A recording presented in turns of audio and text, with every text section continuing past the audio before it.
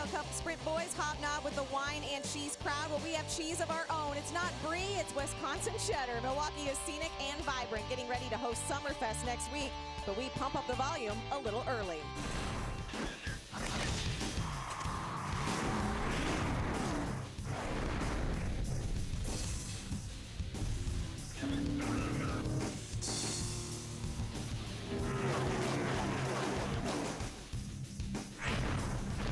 When you're in Beer Town, no coasters needed. From first-time winners to one of the state's own. And one driver is playing through pain, another looking to brew a championship. These guys are not about to go flat. This is what we were greeted with earlier today. The tunnel into the infield had to be pumped dry. Torrential rains overnight left the mile track and the fairgrounds it sits on literally underwater. Now, we had everything cleaned up and nice and dry until about 20 minutes ago.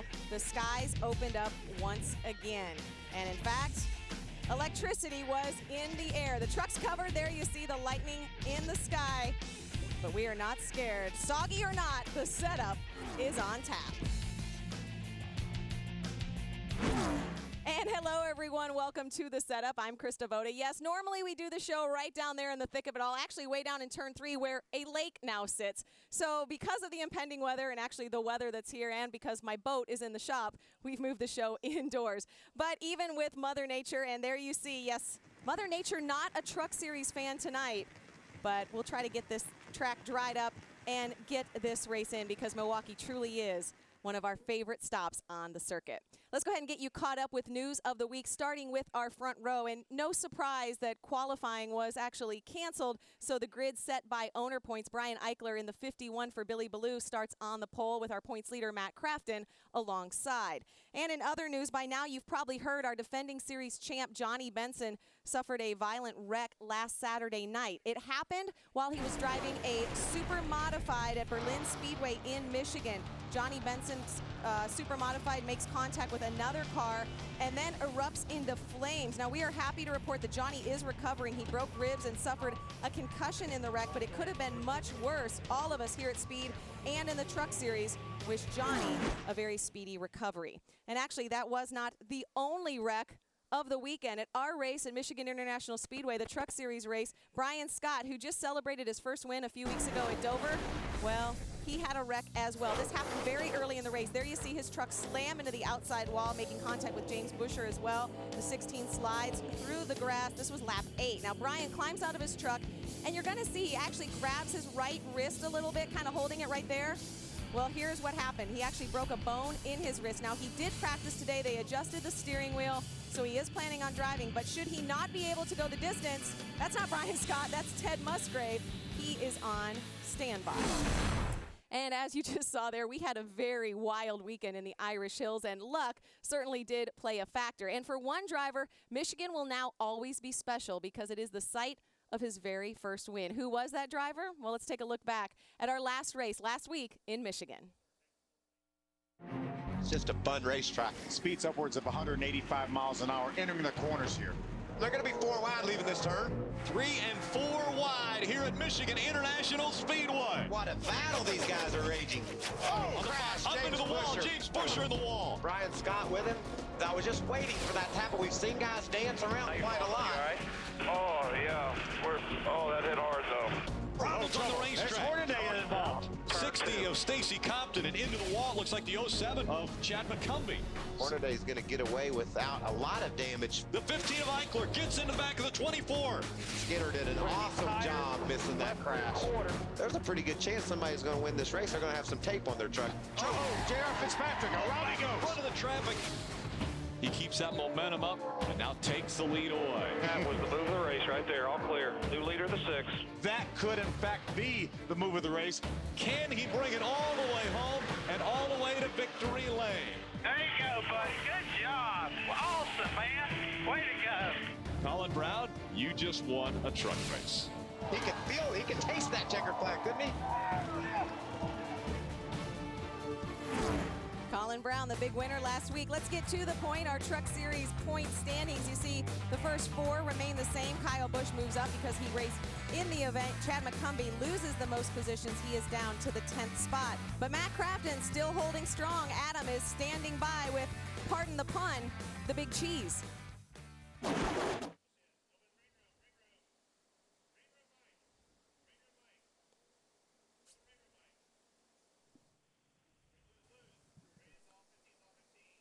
And as you can see, they were having a little bit of technical difficulty. The drivers were asked to move inside the media center, so our speed cameras did as well. Adam and Ray are standing by. We'll try to get those technical difficulties figured out. And this is the reason that it's all going on, all of the changes being made, because that is what is happening on the racetrack right now. There you see Matt's truck covered up. The teams, look at the wind blowing the umbrellas. They're inverted. They're not inverting the field. They're inverting the umbrellas tonight. Let's go ahead and back into the media center. Let's see if we can hear from Adam and Matt. All right, so our first run at this didn't work, but we're going to give it a second try. And Matt Crafton, you're the guy that's in charge in the Truck Series points right now. Talk about the momentum of this race team and what adjustments you've had to make being the point leader. I haven't made any adjustments. I've been racing, the last 2-3 races, just like I was racing Daytona, California. If you go in and you start letting the points lead bother you and getting in your head, you're going to make mistakes. And you just got to do what you know what to do. Just go out there and race and try to run hard every lap. Interesting day for you here at Milwaukee. A couple of opportunities to get on track. No qualifying. You start on the front row. So take us through what you anticipate once we do have an opportunity to go racing. Yeah, it didn't look too good right now watching this rain, but our Menard Chevy was really good in the first practice. Got definitely quite a bit tighter during second practice, so made a few changes for tonight, hopefully tonight or tomorrow whenever we do get this in. So I think we're going to be all right. Good luck to you. Thank you. Matt Crafton flying high right now, Krista. All right, thanks, Adam. I'm just glad we got to hear from Adam and Matt, and we're going to be going back down into the media center for some more driver interviews throughout the next half hour. You know, one of the things we love about the Truck Series is the fact that sponsors, in our opinion, get so much bang for their buck. Copart, one of the new sponsors, the newest member of our family here in the Truck Series, well, they're not just dabbling. They are jumping in with both feet, and you, the viewers, actually get to benefit because they have a new contest. It actually could send one of you to Talladega. Let's go ahead and take a look how it works. Copart.com, that is where you log on, and all you have to do is basically pick between Ron Hornaday and Todd Bodine. They are the two drivers who drive with the Copart colors. You pick, it's really simple. Pick one. Who do you think is going to score the most points in that race? And then you are eligible for weekly prizes as well as the big prize at the end, which will send someone, actually two winners, to Talladega. And I believe we have those two Copart drivers, Todd Bodine and Ron Hornaday, in the media center with Ray. Yeah, Kristen, they're asking me why I'm yelling. We're down here trying to figure out how to get this thing going, but I'm telling you what, this new program that Copart has put together is really cool. The Challenge of Champions. Now, here's what people have to do. You at home have an opportunity to go online at Copart.com, and you can either vote for the Onion, me, or for Ron, and whichever guy you pick in the races that are coming up that are in this challenge, some of these guys are going to score points for you, and each week what's cool is some of the fans are going to get some great prizes. So Todd, my question is, you got Copart on this week. This was a race that was not originally scheduled for you guys. You got to be pretty pumped about that. We are. Copart's new to our sport, new to the series, and we brought them in with a bang last at Texas with a win, so that was good. They weren't coming on for this race, but they came up with this deal for me and Ron to kind of race against each other and score points, and it's great for the fans to get involved, and we got a sponsor for the race. When you look at the races that are coming up, obviously you got Milwaukee, Memphis, Kentucky. When we go through that list, 6 chances for you to beat this guy and score great points. Yeah, we got our work cut out for us. He's good on all these short tracks, and that's kind of where we struggle a little bit, but we got a good truck tonight. Hopefully tonight. Doesn't look good, but I think we can run him. You got to vote for me, though. Make sure. All right. One vote for the Onion, and how about for Hornaday? You've got the Copart hat on, and what's cool is a lot of fans are going to get a chance to win one of those in this contest. Perfect. I'm just sure glad one of these races ain't at Lowe's, because you ever seen the way Todd races me at Lowe's? He lifts you up and everything. So, we did a little spill this morning with you guys, and they're going to air it next week. So it's going to be pretty exciting. Todd and I, we're pretty good friends off the track, but on the track, I don't know why they put another program like this together, because we wreck each other anyways without having to fight for other points, I should say. But one thing about Truck Series, I'm just not racing Todd. If you've got 36 other trucks you got to race out there, and then what NASCAR's done with this, and here at Milwaukee, it's going to be a lot of fun. Whenever we look at the program, you know, obviously it'll go all the way through Talladega, but once we get to Vegas, we'll know who the winners are going to be, and then lucky fans are going to get to come and sit on the box and hang out with your team.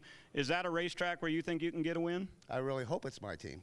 You know, they might be on his team, but yeah, you know, Rick Rinn and all them guys are really working hard on the Copart Chevrolet, and yeah, Vegas is fun. You know, I won a championship there, and it's just one of them tracks you got to beat, you know, Skinner and Bodine. You got to beat everybody else out there. So it's we'll just take race to race. We'll worry about the Milwaukee first, and we'll go to the next one. All right, we got a couple of champions sitting here beside me, and folks, you got to log on tonight to get your first opportunity to gain points in the Copart Championship Challenge.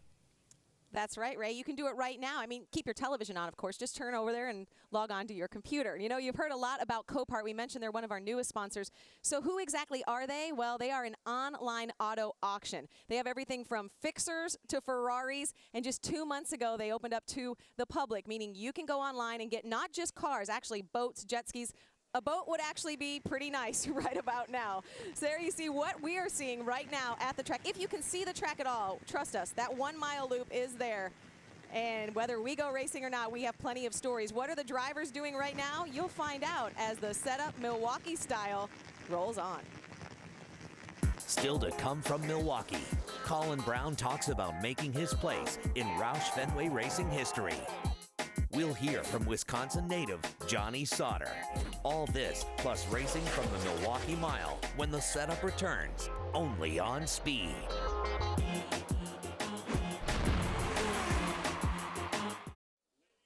The NASCAR Camping World Truck Series setup is brought to you by Camping World. Visit campingworld.com for the largest selection and best values on fifth-wheel travel trailers. And if you're just joining us, yes, this is what is going on at the Milwaukee Mile currently. We're not driving quite yet. We're actually swimming, but the drivers are on standby. They've actually corralled them in the media center. We'll be talking to them in just a few minutes. Welcome back to the setup on Speed from a very soggy Milwaukee Mile. You know, besides bratwurst and cheese curds, one of the other favorite reasons we love coming to Milwaukee is a bowling tournament. Toyota sponsors a bowling tournament every year, which pits drivers and teams and ourselves against each other. It happened last night, and once again, it was a ton of fun. Let's go ahead and take a look at some of that footage. Now, who is that holding the Camping World Truck Series? I knew it was Rick Allen. Now, Phil Parsons, he is our kingpin. Great form is Ray, not so much. There's Rick giving another try. Actually, our speed team did pretty well. And Adam didn't look too happy there. Ray getting in on the action. And there you see some of the drivers. TJ Bell, Timothy Peters, a lot of guys there showing off their skills. And if you think they take driving pretty seriously, what was that? James Busher has terrible bowling form. Oh my goodness. But, oh yeah, see, I did make it. I got there a little late, but I made it and bowled a 131, I do want it, which was nothing compared to Phil Parsons and his great game. Very impressive indeed. And yes, it was a good time had by all. There you go. See, I was basically just stretching so I could prove to you that I bowled. Of course, some of the other guys that were there, I think, are in the media center and standing by with Adam. Adam, who have you got? And actually, Krista, Brian Scott noticeably absent at the Blue Mound Bowl last night. And the reason is he picked up a little extra equipment this week. And let's go over your last few weeks on track. You won at Dover, 15th at Texas, 34th last week, and a broken wrist. So how did you manage with the wrist issue today in practice? Yeah, I think Dover was the last bright spot so far in this year for us. The last couple of weeks haven't been good. It's kind of ironic for all the tire problems and everything that there was at Dover. When we got to Texas, we were the first one to blow a tire. I don't know if it's just the irony of it all or God's way of telling us that he gave us one at Dover. Who knows? But we were lucky enough to just scrape away with 15th there. And, of course, where were we just? Michigan. I've been trying to forget it. Michigan wasn't good at all for us. Just an early racing incident. Somebody got loose on the inside of me, and just we got collected up in it. And, unfortunately, I got away. I got away from Michigan with hardware, but it wasn't the right hardware. It wasn't the trophy. It wasn't what we wanted. And luckily, it's broke, but I can still grab the steering wheel in a practice today, and everything feels good. So hopefully when we do get this race in, we'll be pretty sporty. What changes have you made in the truck to make sure you can drive with the cast on? Well, I've been telling everybody we reinvented the wheel because we took the steering wheel and we cut it up and tried to fit it around the cast. We tried to fit the cast around the steering wheel. When I got it wrapped at the doctor's, took the steering wheel, my glove in, and tried to do everything we could to bend it around it. And we needed a little bit more help, so the only other thing we had to do was to start cutting up on a steering wheel, and that's what we did. And it fits good now, but I mean, it's not an ideal situation. The funnier part is our shifter is about 30 inches longer than it normally is, just for leverage, because I can't pull or push that hard, and that just makes it easier to get the force you need to put it in and out of gears for us. So it's been rigged up a little bit, and luckily everything's all right. And should Brian have any problems in the truck tonight, Krista, an old familiar face standing by. Ted Musgrave is here and set to get in the 16 should he need to this evening. All right, thanks, Adam. Yeah, another Wisconsin native. Joined now by Phil Parsons and Michael Waltrip. Rick is not here because he's trying to tone down that shirt that he had at the bowling tournament. But obviously, the good news, I don't think the heavy stuff's going to come down for a while. Yeah, really. I mean, obviously, we want to get this race in. It's a big Father's Day weekend. It really is. And, Father's Day means so much to so many people, obviously. And, most people think that the reason I got into the sport was because of my brother Benny. Well, the reason he got in the sport was because of my dad, or our dad's love of racing. He was one of the biggest race fans you've ever seen, and he took us to races literally from the time we were weeks old, and so that's why we got into the sport. And then that story's all up and down pit road, Krista. Every driver and his dad, that's how they got started in racing. His dad said, let's go see if you can do this, son. I remember my dad and I, early memories of racing go-karts, and the night I got my first win at Kentucky Motor Speedway, my dad standing there with me in victory lane with a picture. Those are just memories you won't ever forget, and I think maybe in our sport, maybe more so than any other, that's why this Father's Day weekend is so special to us, because of the relationship and the passion our fathers have that had got us to this point where we get to race cars for a living. How cool is that? So we celebrate this weekend by racing. We're going to race tonight and tomorrow, and then over in California on Sunday, and that's what it's all about for Father's Day in NASCAR land. It really is the ties that bind. I guess if we get what are we looking for tonight if and when we get this thing in? Well, I think it'll be a great race, as we usually have here in the Camping World Truck Series. We've got, the guy that won the last three of these things is home now, doing much better. Obviously, we want to tell everyone at home that Johnny is doing much better, and he is home in North Carolina, so we certainly want to wish him a speedy recovery. But see great racing as usual. Now, obviously, whenever we get to race, if it's tomorrow, it may be after nationwide practice, so then we'll have some we'll have some rubber down on the racetrack. If we race right now tonight, we're going to have no rubber on the racetrack. And I love talking to the guys down on pit road. They just want to mix it up. No one's ever won this race from starting worse than 8th position. Well, we didn't qualify. You've got good trucks starting up front. You got some scattered up back through the top 20. So a bunch of the guys that are starting out back are saying, we're just going to do what the leaders don't. And this track gives you that option. The leaders come down, get 4 tires. You might stay on the track and get you 2 tires. Mix things up. Get on a different agenda than the guys that are up front, so you can have a chance to get a good finish, or maybe even get a win here on Father's Day weekend. And the tires are very good here. The tires did not fall off much in practice, so that will lend itself to a lot of pit strategy. Plenty of storylines for sure, and of course I want to wish both of you a happy Father's Day. And a happy Father's Day to all the fathers out there, and that includes the Truck Series' newest father, who is one of the guys that's in the media center with Ray. Krista, week in and week out, we're running up and down pit road. These guys are racing. And Phil and Mikey, they just sit up there and eat cake and shrimp in the booth. It's an easy job. But guess what? I got the cake this week, and it's because of Terry Cook's 300th start. That's an amazing stat. Congratulations. Well, first of all, thank you. And it's ironic as it is, 300 starts later, I'm making 300 at the track I made my first start in 1996, so that's pretty cool. And we're talking about Father's Day this weekend. It's a pretty neat experience. Hopefully we'll get this race in tonight. But you get to open up this cake today, and your teammate here's a new father. And, we got Father's Day theme going on. It doesn't get any better than that unless one of you guys get the win. Well, and we need to race tonight to have Father's Day celebration on Sunday, so looking forward to that first of all. All right, well, we'll get this cake cut in just a few minutes. His teammate, of course, David Starr, driver of the Zachary truck. And David, being a brand new father, your first Father's Day, your thought about that? Oh, man, the whole being a father is just a great thing. My dad was a special dad and still is a special dad, but really understand the meaning of Father's Days now, since this is going to be my first Father's Day. But looking forward to the race tonight. Our Zachary Toyota Tundra was pretty awesome in practice, and congratulations to Terry. What a great milestone to get your 300 start. Terry was telling me that just means he's older, but he looks pretty young. But I'm not as old as Mr. Skinner and Mr. Horner. Now, wait a minute. Let me get the facts straight, because they're both 41. They're on the same team. He's got 300 starts, 225 here. The wins are pretty similar. What, you got 6 and 4, right? Yep. So that's a pretty good team combination we got there. But I'll tell you what, I'm trying to see here. Yeah, that's some good stuff. Oh, thank you, Terry. All right. Back to you, Krista. That's great. I was up here yelling, do it, Ray. Do it, because I knew you were going to. That's perfect. Ray just licked Terry Cook's cake, and Terry Cook smashed it on his face. That's what we love. You never know what you're going to expect, that's for sure. And, of course, again, a happy Father's Day weekend to all the fathers out there. And, actually, my dad's here. He's underwater somewhere down there, but he's here, too. So happy Father's Day to him as well. You know, Johnny Sauter was the very first Wisconsin native to win a nationwide race here at this track. He would love to add a Truck Series victory as well. We have a lot more setup still to come, but first, we go bumper to bumper with the local favorite.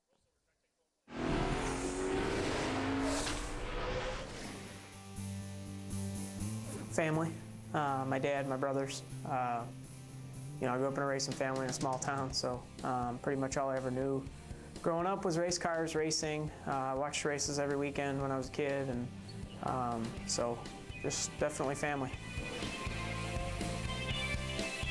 The Milwaukee Mile or Memphis. I'm from Wisconsin.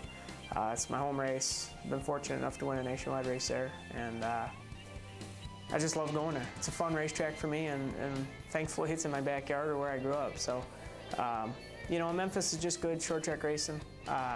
Good environment, going down to Bale Street and just hanging out. Just a good time. The NASCAR Camping World Truck Series setup is brought to you by Herculiner Truck Bed Liners, where the tough comes easy.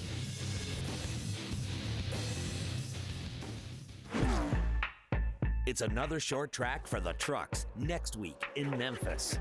Can Ron Hornaday rebound from recent troubles and go for the repeat win?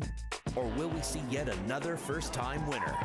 Catch the setup at 5:30, followed by all the short track Truck Series action from Memphis, live on Speed. Be there.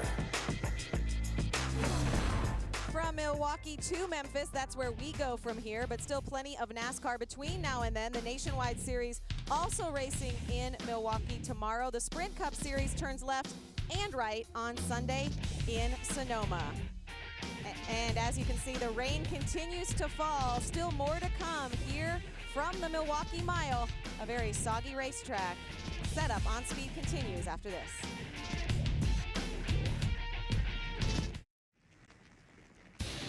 Here at the Milwaukee Mile, the rain continues to fall and the wind is actually blowing it across the track. And because of those conditions, the call has been made. The trucks will not race tonight. However, that golf cart is racing. Instead, the Copart 200, presented on Speed by Toyota, will go green tomorrow here at the Milwaukee Mile. That's 1:30 p.m. Eastern. Go ahead and set your DVRs now or just join us live on Speed tomorrow. So here, as the trucks continue to stay covered, that's what they will do until tomorrow. When we come back, we'll have all the drivers and all the storylines here on Speed. Rick Allen, Phil Parsons, Michael Waltrip, Ray Dunlap, and Adam Alexander will have it all for you. Coming up next, Sprint Cup qualifying from Sonoma, California. The Cup boys lightly tip their glass in wine country. Tomorrow, the trucks will get down and dirty in Beer Town. Who will live the high life? You will find out 1:30 tomorrow on Speed.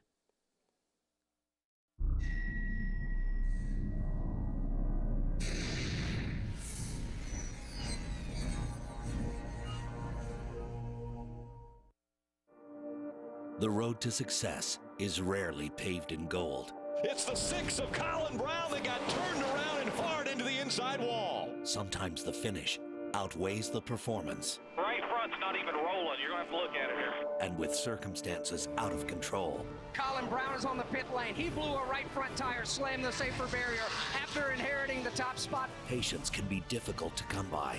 I just got turned, man. He didn't do anything wrong. But when everything falls into place There you go, buddy. Good job. Awesome, man. I told you we win one. and the victory lane celebration begins, We've seen him have the speed to win, and he finally gets it done. the past will become just that. The past.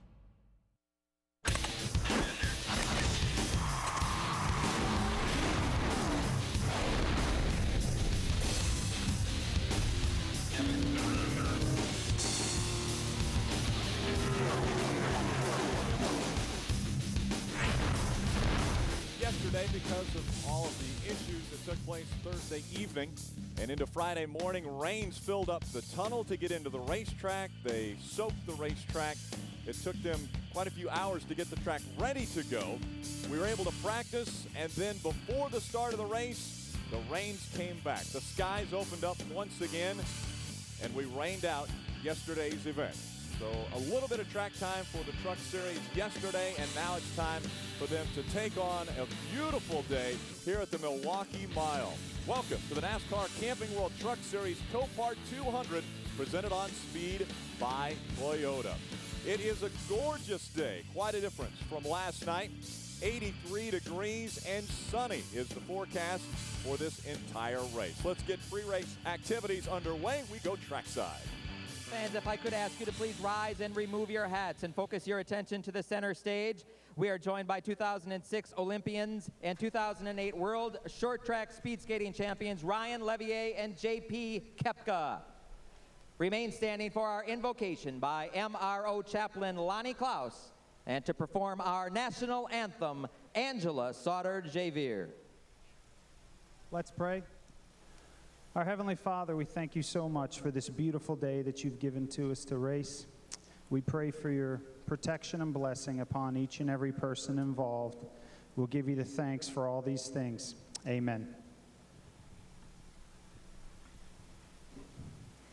Oh, say, can you see by the dawn's early light what so proudly we hail at the twilight's last gleaming, whose broad stripes and bright stars through the perilous fight o'er the ramparts we watched were so gallantly streaming, and the rocket's red glare, the bombs bursting in air, gave proof through the night that our flag was still there. Oh, say, does that star-spangled banner yet wave o'er the land of the free and the home of the brave?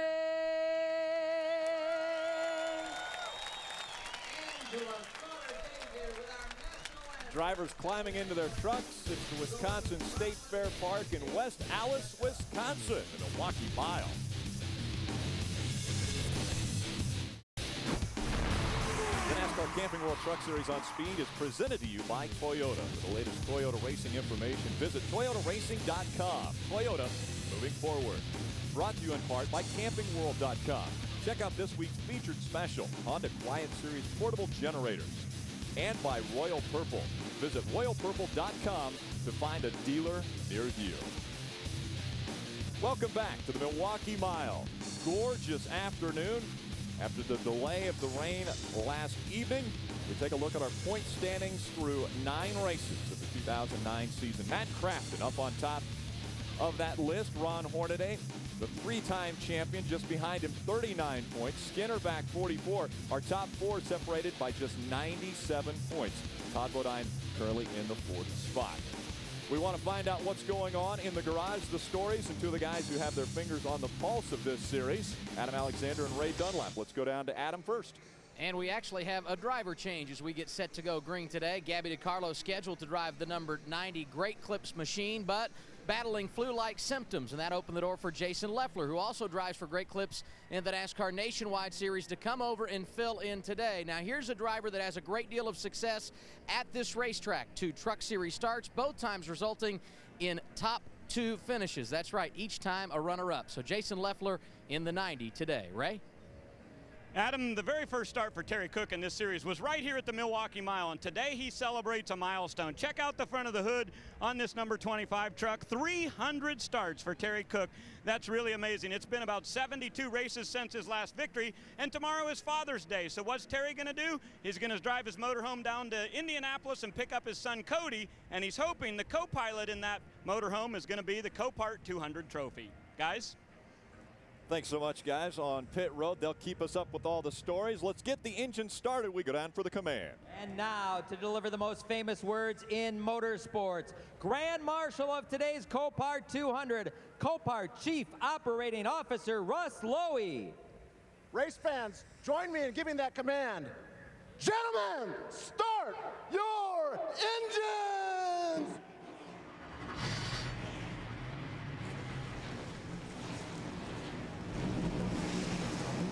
The engines are fired, the fans continuing to file in. The oldest racetrack in America. This one was built in 1903 and has been running ever since. We'll be right back for the start.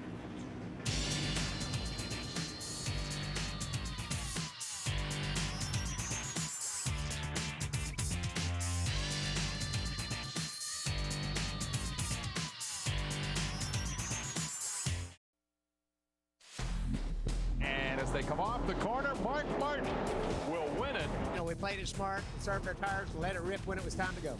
Ruckman trying to get the nose alongside. They touch. Around goes Spread. We've had a winning truck right along, and Jack has reminded me that 2 or 3 times. And he had a big long talk with me last night. So maybe, Jack, this is your win. And guess what? Elvis didn't show up, but Greg Biffle sure did.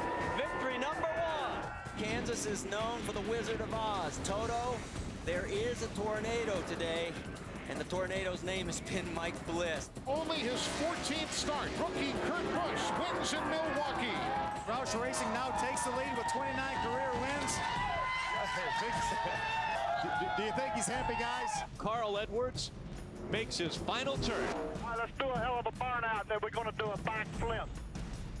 Been a long time since Ricky Craven has visited Victory Lane. This is what I wanted to do. I was looking to have some fun again, and today I had some fun. 10.5-second win for Eric Darnell. Travis Kvapil has 4 truck lengths over Kyle Busch. Awesome race truck. Thank you, Jack Roush. Thank you. Welcome back. The Milwaukee Mile. The trucks are rolling for the Copart 200 presented on Speed by Toyota. A gorgeous afternoon for racing.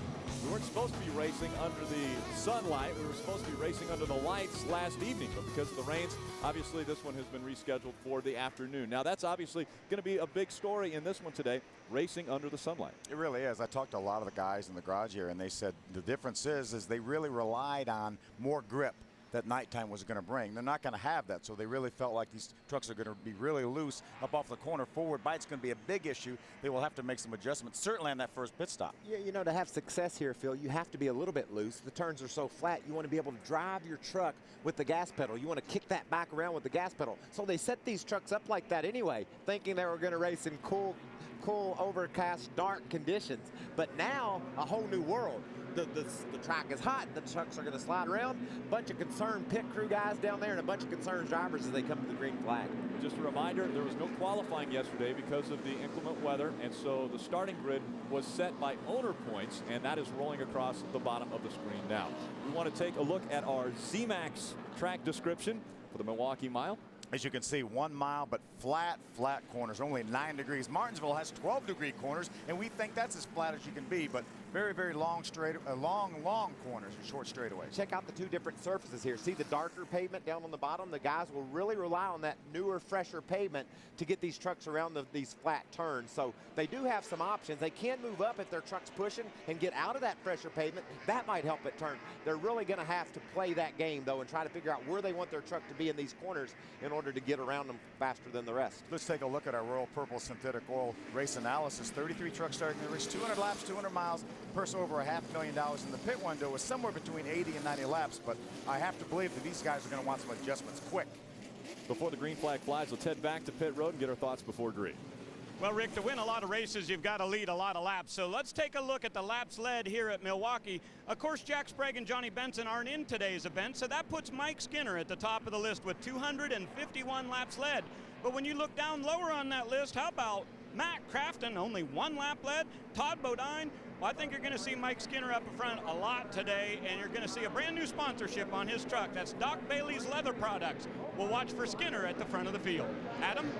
And Ray, 2 members of our speed crew turned birthdays this week. I won't tell you who they are or what number they turned, but I can tell you Ron Hornaday is celebrating his 51st birthday this afternoon, and he will be a busy guy, not only running the Truck Series race this afternoon, he will compete in the Nationwide Series later on tonight.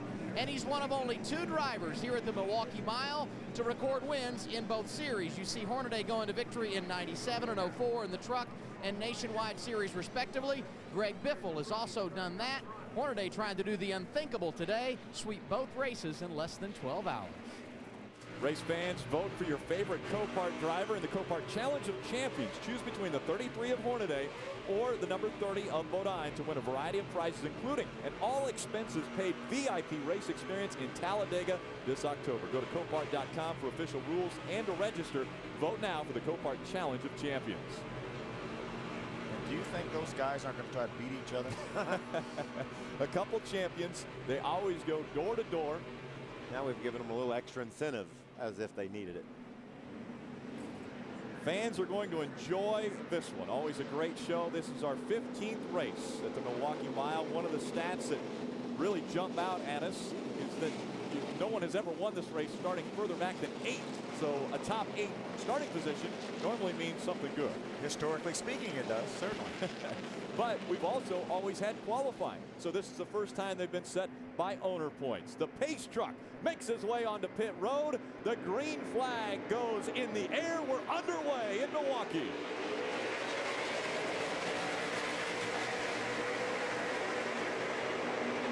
Brian Eichler leading the field into turn number 1. Again, that's based on owner points. Matt Crafton, our driver's points leader, on the outside, battling down the backstretch.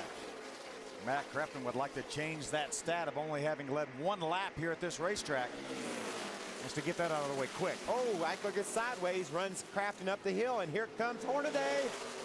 Ron Hornaday making it too wide on the inside of Matt Crafton, looking to make the pass on Eichler, but Eichler's going to lead the first lap, the first mile here in Milwaukee. Problems with the 0-2. No caution Dylan yet. Oliver, he gets turned around, but he keeps going. So Dylan Oliver straightened it back out. We stay green. You know, Ron Hornaday had an advantage of the fact that he had a couple Nationwide Series practices doing double duty today. So he's been on the racetrack quite a bit today. We have 7 drivers that are also going to be running the Nationwide race later today. Dennis Setzer, Eric Almirola, Terry Cook, Peyton Sellers, Mike Harmon, and Jason Leffler is filling in for Gabby DiCarlo today in the 90. Battle for third right there. That's Brian Eichler, the 51 Miccosukee Toyota, and Mike Skinner right behind him. And there's Todd Bodine, that Copart Toyota. You saw Eichler. Oh, there's a battle for the lead. Hornaday to the inside of Crafton. He makes that pass. Darn, he drove that thing deep in the corner, didn't he? And it stuck. Look it on the back. Vote for me at Copart.com. That's Hornaday. Those two will battle for the next 6 races. 1 and 2, Ron Hornaday and Matt Crafton. Crafton was able to be out front for a lap. We saw Brian Eichler lead the first lap, and now it's Ron Hornaday in front of the field. You see his finishes the last 3 races. 11th, his worst finish this entire season. What an incredibly consistent year Matt Crafton has had. These are your top 2 in points, just switched positions. Matt Crafton leading the points by 39 over the 33 of Ron Hornaday. Adam Alexander, what's happening with Hornaday? Well, you know, Rick, in this very truck, he won both races last year at New Hampshire and Gateway, and they were really struggling when they unloaded in that first practice session here yesterday afternoon. So you know what they did? They went back to the setup, put it like it was a year ago when they won those 2 events with this particular truck. It appears to have paid off. He's out front, leading Crafton, the man he's chasing, in the point standings. See Todd Bodine trying to get by Brian Eichler in that Copart 30 Toyota. Eichler's been struggling, Rick, ever since they threw the green flag. We saw him get loose down on the inside of Matt Crafton and run that up the hill. He keeps getting that truck a little bit sideways down in the center of the corner. Obviously, he's hurting a little bit from the different conditions. He practiced that truck in and set it up to race with it being much cooler, obviously, and hadn't been able to get it under him yet. Nice move by Rick Crawford to get underneath that 17 of Timothy Peters. Rick Crawford, another driver, has had success here but hasn't visited victory lane. He's been third twice at this racetrack. There's Brian Scott. Haven't talked a whole lot about Brian. For those folks that tuned in yesterday for the setup show, we talked about the fact that he broke his wrist at Michigan last weekend, so he is driving injured right now, has a broken right wrist, and his right wrist is in a cast. Right hand is his dominant hand. And I was going to ask you guys, when you're driving, obviously you're sawing on that wheel. Is there a lot of pressure on that right hand? Yeah, but I think maybe it's more important to have a good left hand because you're steadying the wheel. You're doing actually more work with the left hand. Obviously, though, he's hampered here. Check him out. There's a shot of his on board. You can see that hand just laying basically on the wheel, and he's doing a lot of work with his left hand. Ray Dunlap. And guys, you might not be able to see it from that shot, but look where his shifter is. It's about 30 inches long. They made a special shifter so that Brian didn't have to use a lot of leverage with his hand there. They've also made some modifications to the steering wheel to try to make him more comfortable in the cockpit. You know, Brian doesn't have a great deal of strength because of that cast in that right hand. And I think as long as he's turning to the left, Michael, he's okay. But if that truck was to get sideways and he would have to turn back to the right to save it, I think that could be a problem. Watch yourself, super tight in the middle. Right now, Brian Scott running in the 9th spot on the racetrack. Again, out in front of the field, it's Ron Hornaday, then Matt Crafton, Mike Skinner, Todd Bodine, David Starr, your top 5. Running 9th with a hand and a half, that ain't bad. So Ron Hornaday has put almost 2 seconds now between himself and Matt Crafton early in this one as we go on to the 10th lap.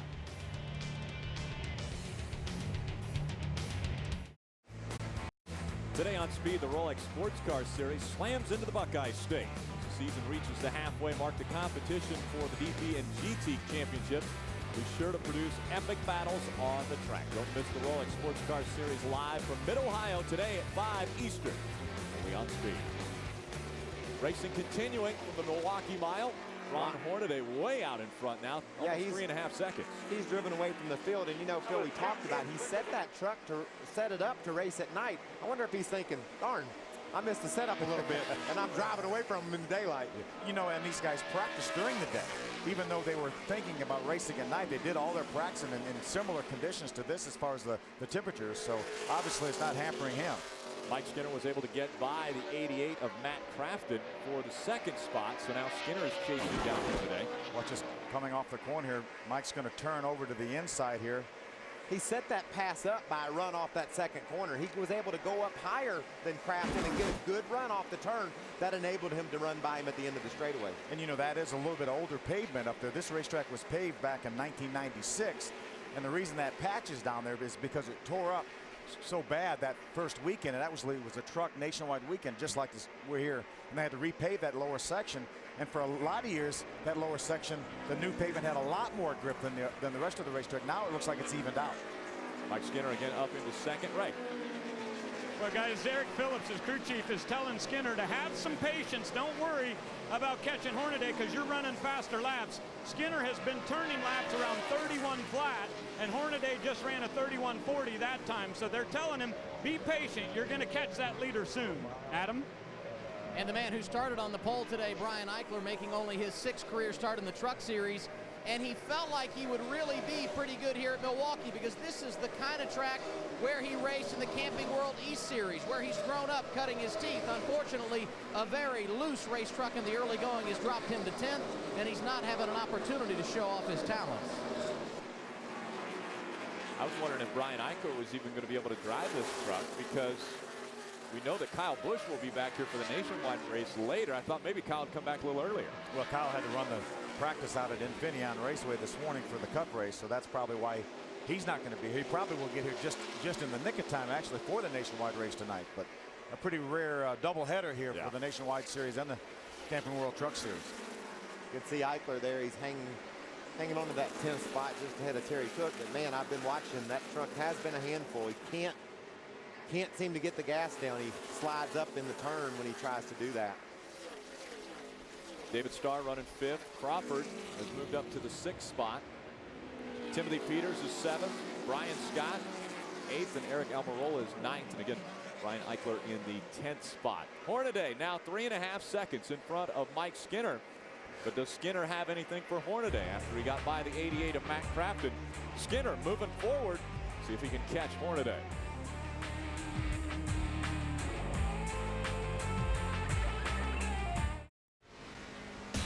Sunday on Speed, don't miss NASCAR Race Day. Fresh off his 3rd win of the year, Mark Martin joins us live. And it's Father's Day weekend. We celebrate with an exclusive look at the special bond between Jack Roush and his daughter. Don't miss NASCAR Race Day, built by the Home Depot, live Sunday at 1:30 p.m. Eastern. NASCAR on Speed. Can't tell you how many Father's Days I spent at the racetrack, and a lot of them with my dad. Obviously moved down south when I got out of college, and my dad stayed in Michigan, but he came to a lot of the races. Well, NASCAR is such a great family sport, and this weekend, Father's Day weekend, with the bond that the driver and his dad have growing up. You know, I remember when I was a kid, my dad tuning on my go-kart for me when I was 8 or 10 years old, and that just never goes away, Phil. It's part of your life forever, and you never forget those days, and to get a win on Father's Day weekend is extra special. Couple fathers running 1 and 2 right now. Ron Hornaday Jr., actually grandfather. And Mike Skinner running 2nd. Skinner has closed the gap by 1/10 of a second. Not a lot, but about 1/10 of a second. He's chipping away at it. He's got a long way to go, though. Again, we've got 200 laps here, 200 miles. Good battle for 3rd right here. Matt Crafton's got it. Todd Bodine, the other Copart challenger, wants to get it. Check out those differing lines these guys are taking. We talked about how important it is to get your truck to work down on the bottom of the racetrack. That's where Hornaday's running and driving away from them. But Todd's found him a groove up high. All 4 wheels up above that darker patch in the racetrack, and then ducks back down, gets the left sides back on it. And it looks to be getting a little bit darker, like there's some rubber going on the racetrack up higher to give them another groove. I like that. I like when these guys can mess around, try some different lines. You can see right in the center of the corner, Todd's able to gain on Matt Crafton, but then Matt pulls away on exit. I was talking to some of the guys in the garage area, asking them about the fact that, you know, that all the rubber had been washed off the racetrack. Naturally, we had a couple of nationwide practices, put it back down. And they said, I didn't think it would make much difference because it didn't really look like the track really had rubbered up yesterday when the final truck practice was over. Again, Matt Crafton running in the 3rd spot after starting on the outside of row number 1. Ryan Eichler started on the pole because of owner points. There's your 7th place truck, Rick. Timothy Peters. He just dropped back 1 spot from his starting position. He started 6th today, now running 7th. And remember, this is the truck basically that Johnny Benson started the season, and they changed the number when the funding dried up for Johnny. Timothy Peters brought strutmasters.com over, and they changed the number to 17. They continued to use the owner points for the 1. But let's give a shout out to Johnny. Oh, yeah. He's the guy that won this race the last 3 years, and unfortunately Johnny had a serious accident last week at Berlin Raceway in Grand Rapids in a super modified, and is on the mend. But we understand that Johnny is home and going to be just fine. So we want to say, Johnny, we miss you here, man. And he said we can call him anytime during broadcast if we want to talk to him, which I thought was very polite of him.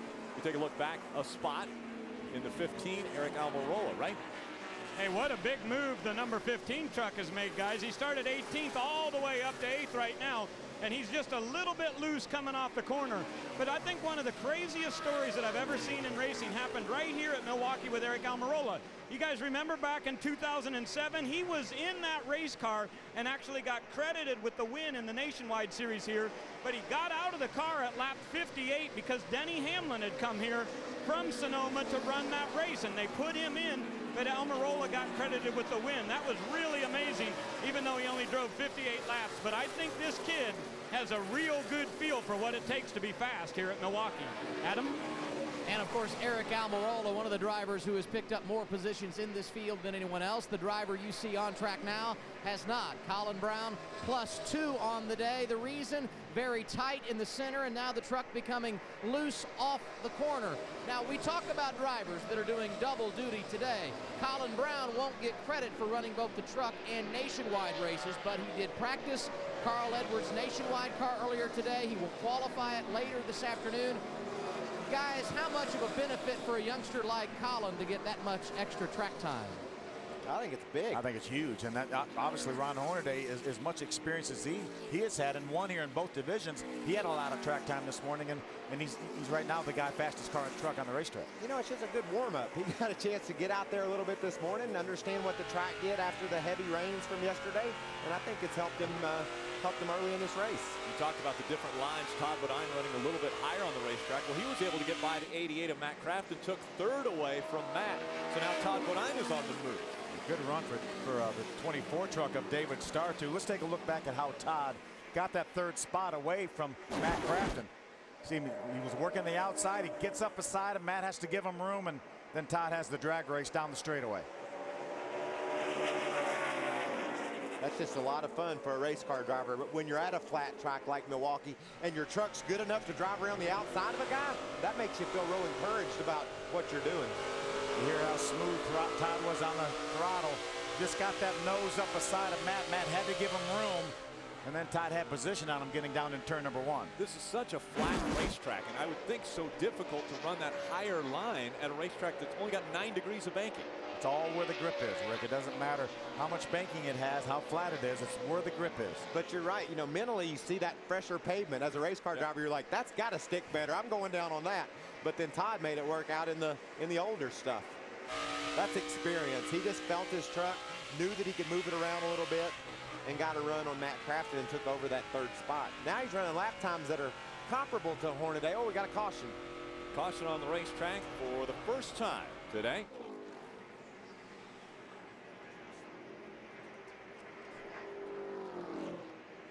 The 11 of TJ Bell, so he's got a little bit of damage to his race truck. Slow on the racetrack. I don't see much damage, but he's definitely off the pace. May have a flat tire. Talked to TJ this morning. He was really optimistic about his truck. See if we can see what happened. Oh, it blew up. Blew up is what happened. Or is that a? What? Yeah. That's pieces of maybe like the oil pan or something like that.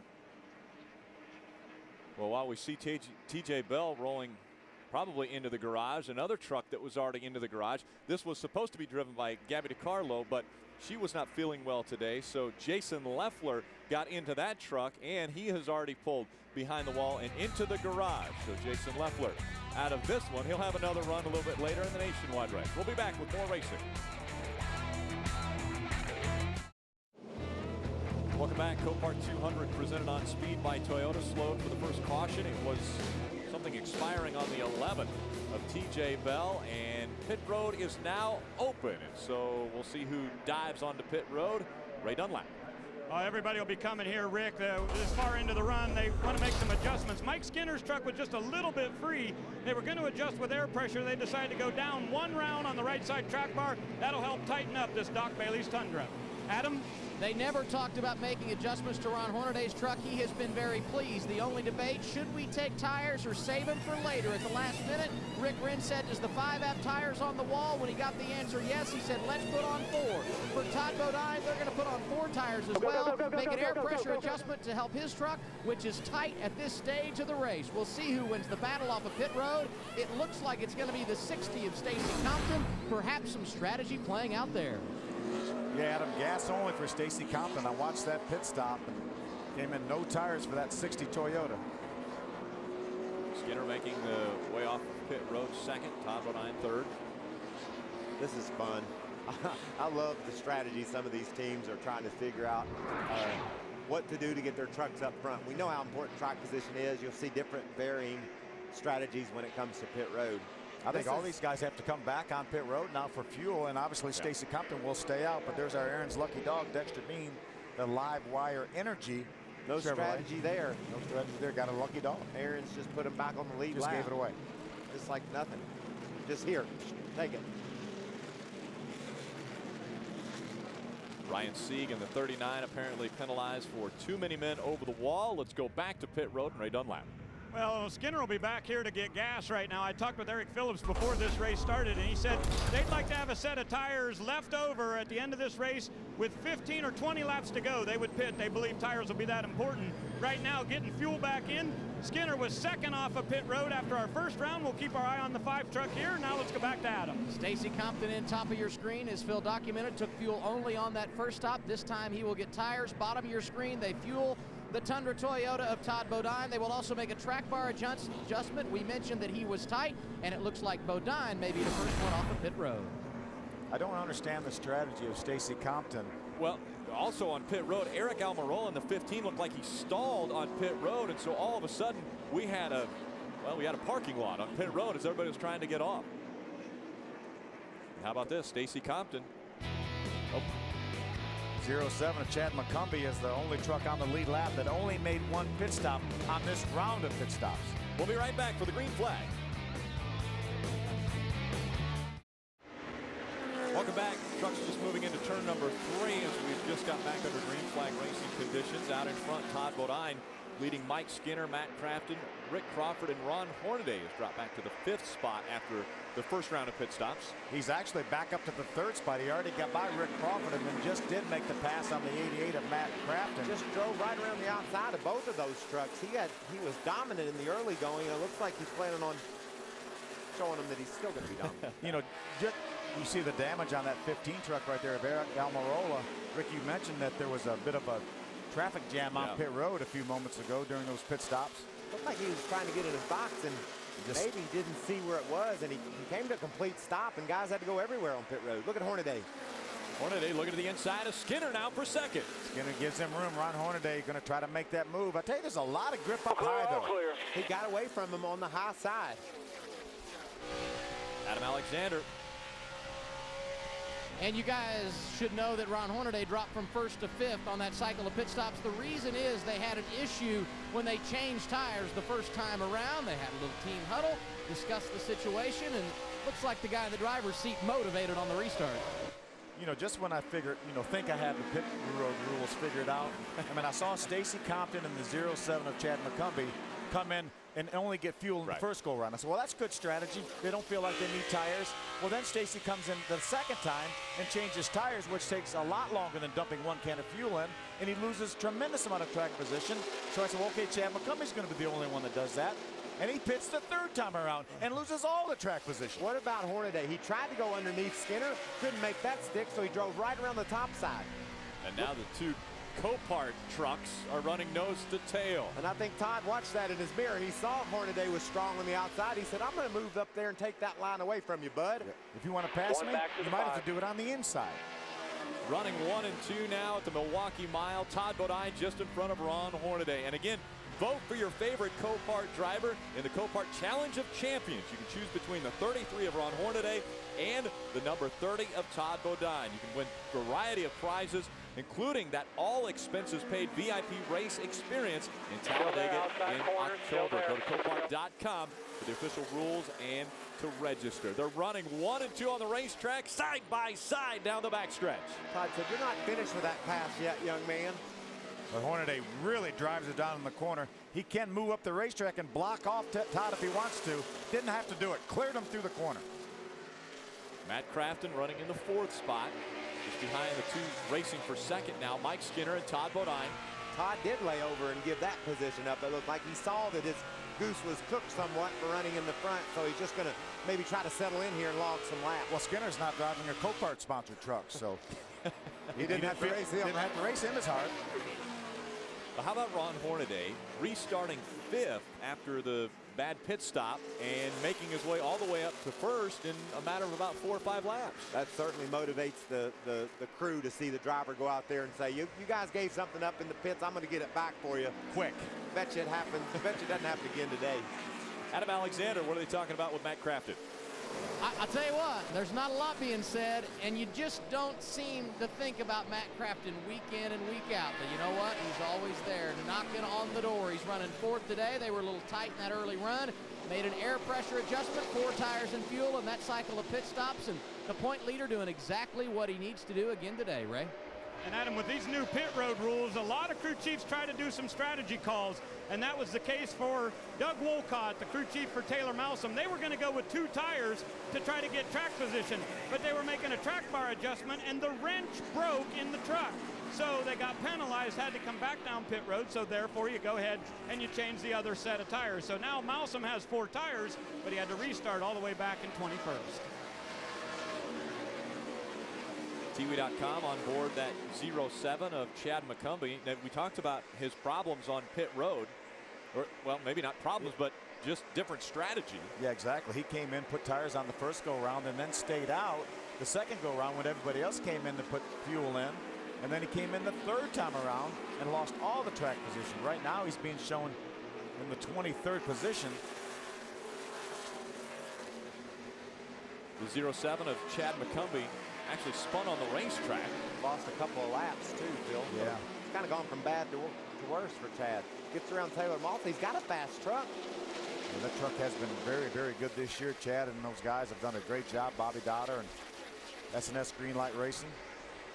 He currently, right now, would get the lucky dog from Aaron's if the caution were to fly, but he is 2 down. Oh, problems right in front of him. Jason White into the wall in that 23. Tough break for Jason White in that gunbroker.com Dodge. Jason is really coming to his own here in this last little bit. He's got 5 finishes of 14th or better in the last 5 races. Yeah, that's a new truck for that team. I was talking to Jason yesterday down on pit road, and he's very optimistic about it and was running well. He was 16th just when this incident happened. So Jason White slides and backs into the wall in turn 1-2. Let's take a look at what happened. Oh, slid up the hill a little bit, and to avoid running into Terry Cook, he cut his truck harder to the left, Phil, and when they made contact, it just spun him out. Yeah, he's in here a little bit hot. You can see he was all the way above that newer pavement. It's pretty significant contact with a safer barrier. See, right front tires down as well. A lot of damage to the back of that race truck. So his crew will have to go to work and try to get him back out on the track. There's another look at why we're under our 2nd caution of the race. That's a helpless feeling when you get in there like that. You know what's coming up, Rick. We'll be back with more Green Flag Racing from Milwaukee after this. It's Camping World's Destination Recreation. You know, Camping World offers a wide selection of super quiet and fuel-efficient Honda power generators for all of your portable power needs. Now, they range from 1,000 watt or all the way up to the Mac Daddy here, which is 6,500 watts, and this thing will go just about anywhere. Now, a lot of people have different needs for their portable power, so they make the little 1,000 watter. You might want to have that as a spare in your garage. It's only 45 pounds. But here's an idea for you. How about you get a 2,000 watter for your RV and have another 2,000 watter at home? If you ever need extra power, they sell you a parallel kit, which means you can plug this unit into this and get 4,000 watts of power. Now remember, Honda is the official generator of Camping World, and they're super, super quiet. Still under caution from the Milwaukee Mile. Again, the State Fair Park in West Allis, Wisconsin. It's State Fair weather here today. Aaron's lucky dog, Chad McCumbee, gets a lap back.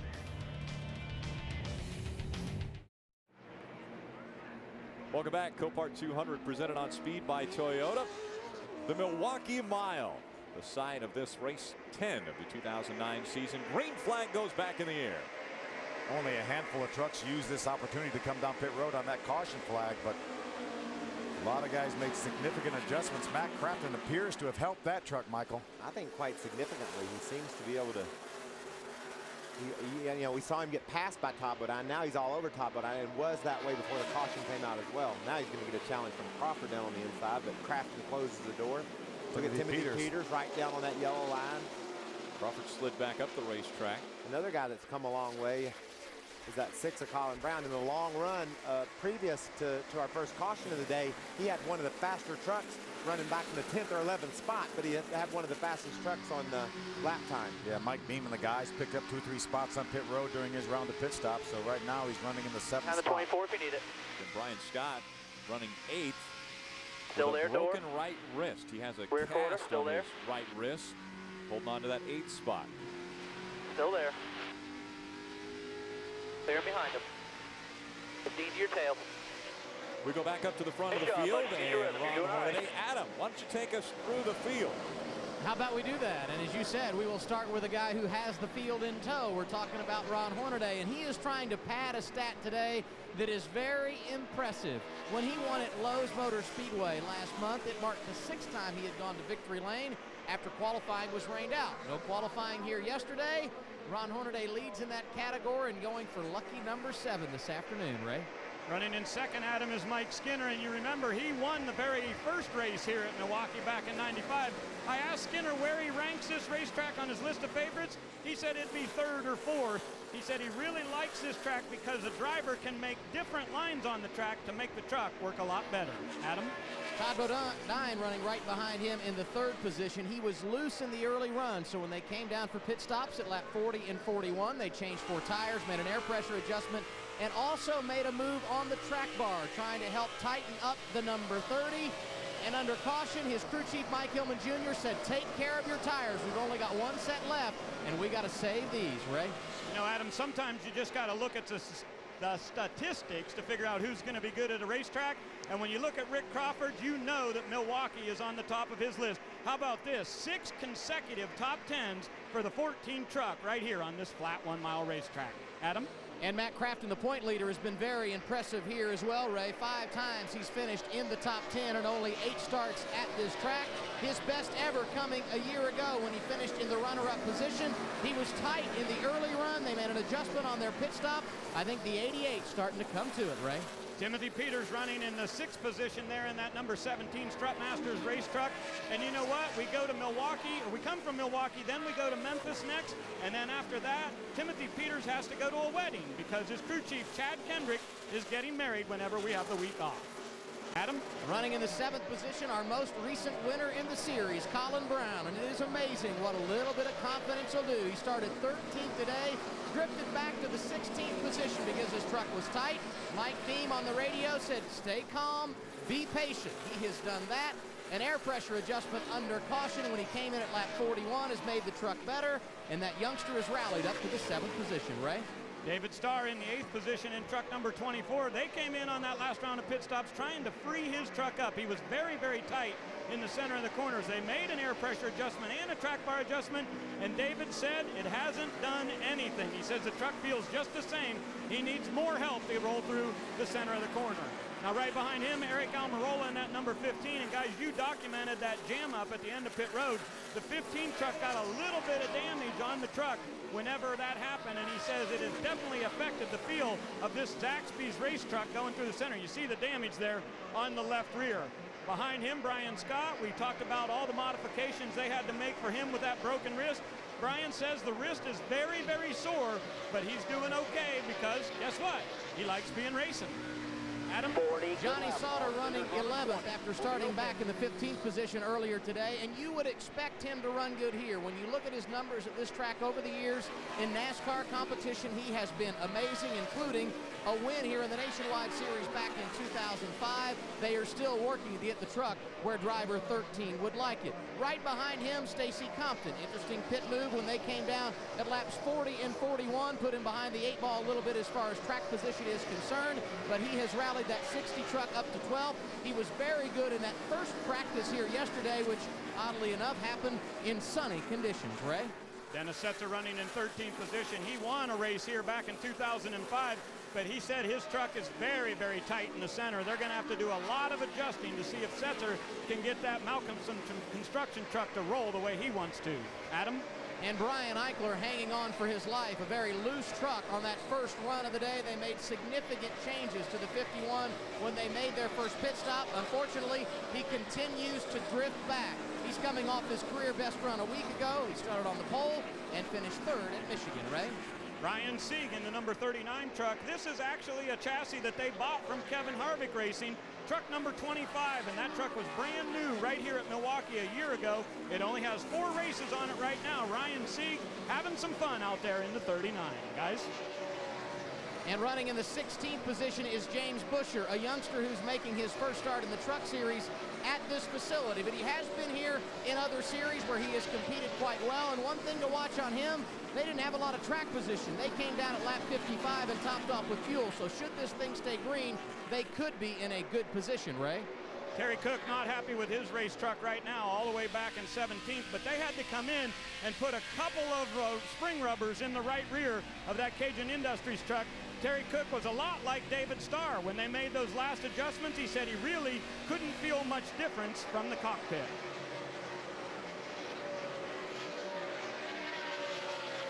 Meanwhile, Ron Hornaday continues to lead with over a 1 second lead over the second place truck of Mike Skinner. Taylor Molson running in the 81 truck, the 180 Toyota Tundra. He's running in 18th spot. Coming off his career best finish of 6th last week at Michigan. You can see behind Molson, Ricky Carmichael and Mikey Kyle. Excuse me, that's Chad McCumbee underneath Carmichael, but Carmichael's in the 19th spot. So good picture of where the top 20, some of the top 20 guys are running and some of the issues they're battling. Ricky can't keep his truck down in the corners. He's been drifting up. And we see Todd Bodine, some guys making ground up there, but Ricky's not able to get anything going up there. You mentioned Mikey Kyle. He runs 20th, and Dexter Bean rounds out the trucks that are on the lead lap in 21st. And we have a couple trucks a lap down in White and McCumbee. Jason White again getting into the wall. Chad McCumbee having some issues. He spun on the track, got a lap down, and then got Aaron's lucky dog a lap back. There are 3 other trucks that are more than 1 lap down still on the racetrack. So 26 trucks still running.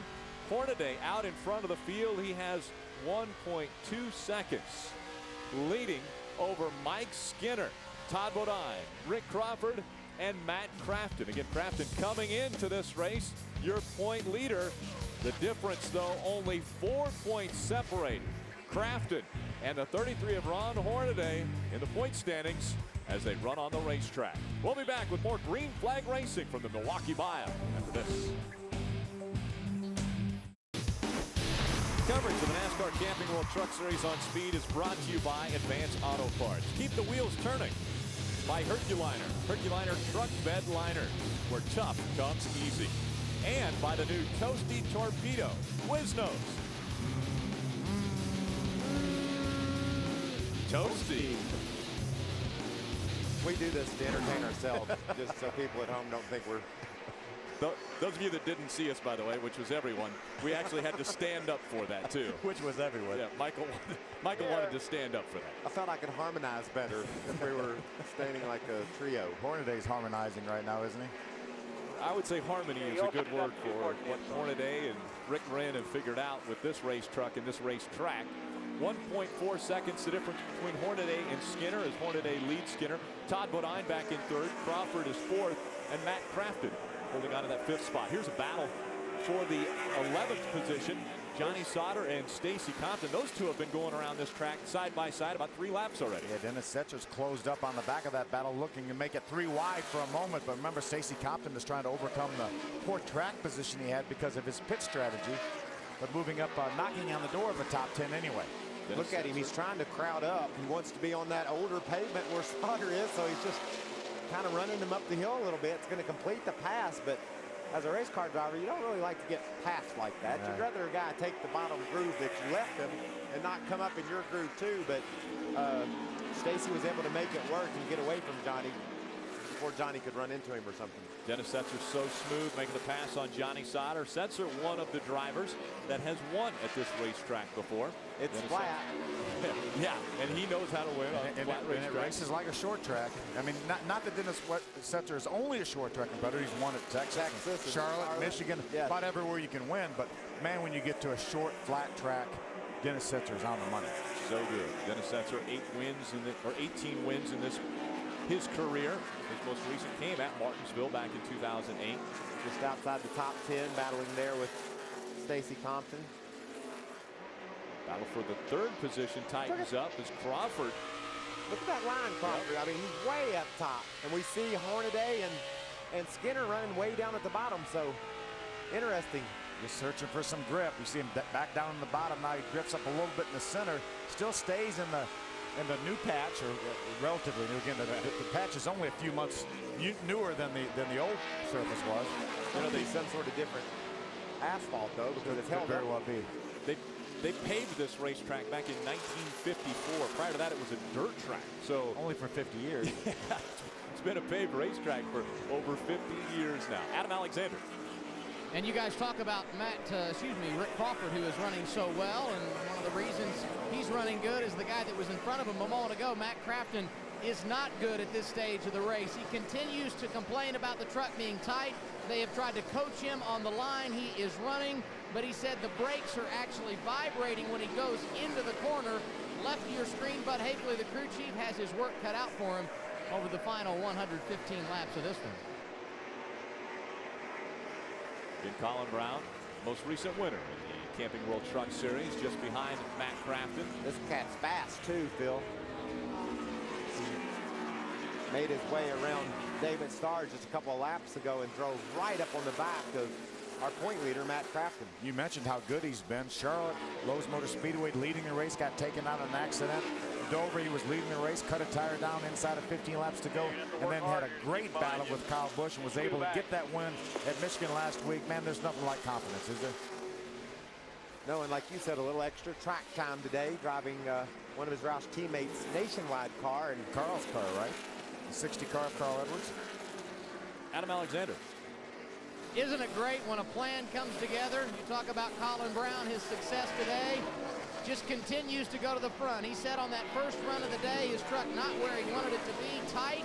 Mike Beam coached him through it. They made an air pressure adjustment. He said it would make it better, and it has. Now he's knocking on the door, trying to get around Matt Crafton for a position in the top 5. Adam stole a quote from one of my favorite TV shows, The A-Team. Isn't it great when a plan comes together? I like where you took us there, Rick. Ron Hornaday out in front of the field. He's put himself almost 2 seconds now in front of Mike Skinner. He has been the dominant truck as he's led 77 laps today. Todd Bodine, he's led 7, but still running in the 3rd spot.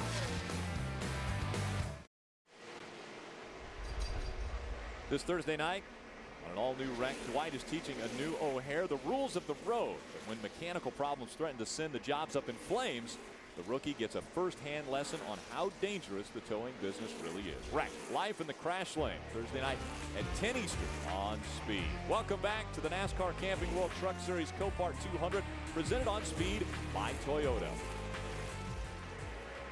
Ron Hornaday's catching some of those lead lap trucks we talked about. So you see Ricky Carmichael and Mikey Kyle battling for the 19th spot, and Ron's there. You might want to mention that Mikey Kyle is driving the truck owned by Brad Keselowski, who will be racing later on this evening in the Nationwide Series. Won just the other day in Dover, just a couple weeks ago. Adam Alexander. And Mikey Kyle, of course, made his debut in this truck at Martinsville, where they recorded a top 12 finish. Very impressive for this young race team. The plan for them to run 5 more races this year. He'll maintain his rookie status. They hope to go full-time in 2010. And, of course, they're also running an ARCA schedule together. So he's busy in 2009, all laying a foundation for a positive future. And you see Hornaday around both Kyle and Carmichael, 2 more in the lap down category now. On the lead lap. I'm sorry. Been setting a heck of a pace here. He's put lapped all the way up right now to the 19th place truck, as we talked about with Ricky Carmichael. Terry Cook right now is running in the 18th position. He's going to be next on the hit list for Ron Hornaday. Ricky Carmichael back in the seat for Kevin Harvick Incorporated. He started the season off. They talked about running around 16 races in the 2009 season. Then the successes started early for him, so they decided to put him in the seat a few more times at the beginning of the year. You know, I think, Michael, when we talk about where Ricky Carmichael's racing, he had a great run at California, running some of the super speedways. I would think after running this racetrack, this would be a very, very tough challenge for him. Definitely, because these trucks, you know, can't be overly precise with a 30-some 100-pound race truck. I mean, you got to wrestle them a little bit. You got to slide a little bit. And when you have banks, big banks you can lean on, it makes it a little bit easier to do that. And it's more forgiving. You come here, you know, everybody tells you how technical you need to be. You got to get down and get off the brake and roll. That's hard to figure out how to do when you hadn't done this your whole life. Now Now we see Mike Skinner getting by Ricky Carmichael. Ray Dunlap, I think you got a question for our experts up here. Well, I do, Rick, and you know, it's very perplexing down here to try to figure out what's going on in pit road week in and week out, and obviously every racetrack has its own conditions, but guys, almost everybody on my end of pit road raised their track bar to try to loosen the trucks up a little bit.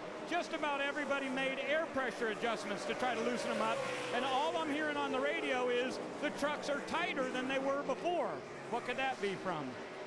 Well, I think a lot of guys, Ray, were setting these trucks up to race at night, and typically when you lose grip like you have during the day here, obviously with the warmer temperatures, whatever your truck is doing, it just exaggerates that. So I think more than likely a lot of these guys were maybe a little on the tight side, expecting to get more grip at night, and their trucks are tighter yet here, and that's why everybody is talking about raising the track bar and making air pressure adjustments to try to counteract that. And Ray, if you're watching these guys, if you could see what the lines they're taking in the corner, you can tell not only are the crew chiefs trying to figure out how to adjust the truck to the conditions, the drivers are out there trying to figure out where to go to make the trucks turn better.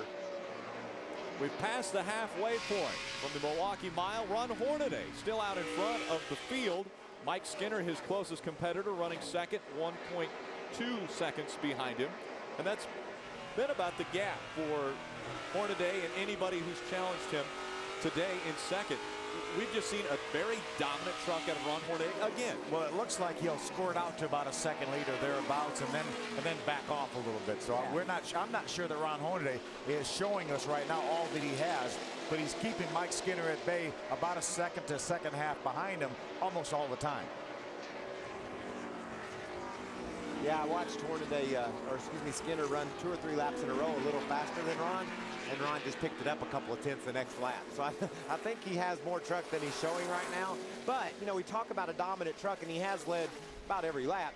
He's only, like you said, just a second ahead. Any slip, they make an adjustment on pit road, a minor adjustment to make his truck any worse at all, or Skinner's any better, then it's going to be a different ballgame. That isn't enough of an advantage to feel comfortable with, that's for sure. So the top two have won at this racetrack. Both Hornaday and Skinner have visited victory lane. Can they do it again today? Well, they still have quite a few miles to go before we determine who will get the trophy from the Milwaukee Mile. History deep in this racetrack, and history could repeat itself if Hornaday holds on for the win. Let's get you caught up on what has happened up to this point. Green flag flew. The grid was set by owner points because we didn't qualify yesterday. Ron Hornaday wasted no time going for the lead, taking it from Matt Crafton, our point leader. Look how aggressive he drives that truck down to the bottom of the race track. Just powers his way around Crafton. Look at that. And then zings it in the corner. Lap 37, TJ Bell. This is exploding under that truck. Major engine failure. Yeah, there's the starter. That's a starter. On the racetrack. Part number P16309. You can get that at Napa if you need one. Lap 49. More issues for Hornaday getting by in the Copart Challenge. Challenge of Champions taking place right here. The two Copart trucks side by side, and Hornaday squirts out to the front. Ron's saying, vote for me, y'all. Yeah, set right on this truck on the rear spoiler. Jason White gets into the side of Terry Cook, tries to stay off Terry, and unfortunately loses control. What a helpless feeling that is. He's already off the gas. He just got in a little too deep, and he knew he was in trouble. The race summary after 109 of the 200 scheduled laps. Hornaday is our race leader. We've had 5 different people out in front, 5 changes, only 2 cautions for 10 laps. 18 are still on the lead lap. Let's take a look at our points as of now. Ron Hornaday right now, because of the leading, and right now Matt Crafton has dropped back to the 8th position. If the race were to end right now, Crafton would be behind Ron Hornaday by 9 points. And that's got to be refreshing for that team. You know, he's had a couple of off weeks, and now he's on top of his game, leading the race, and now leading the points if the race were to end now. But it's not gonna. But what a battle back last week for Ron Hornaday, involved in a couple incidents and battled back for a top 10 finish, finished 7th. And that's what a championship team is made of. as we see a battle for ninth right now, I think we've got to talk about what's about to take place. We may have green flag pit stops again. Yeah, we're not far from it. Probably 10 to 15 laps, I would guess, from some green flag pit stops. That's our, we talked about Hornaday recovering last week and getting a good finish when his truck wasn't right. Matt Crafton, our point leader coming in here, is falling back through the field. That's back to the 9th spot. Now getting ready to get some pressure from Brian Scott in 10th. So the adjustments they made to that truck under that first pit stop, it looked like when they threw the green for 4 or 5 laps, he made that truck better, but now it's gone away. Nice job, buddy. Brian Scott with a pass on Matt Crafton. Stacy Compton moves to the inside. There you go, Bubba. In the 60 truck. 20 away from a green flag stop. We just heard there, 20 away from green flag stop. Remember, in this series, you can't change tires and add fuel under the same stop. So would you expect people to do the same strategy they did in Texas, where they just came in for fuel? I think they're only going to come in for fuel because these tires have not fallen off that much.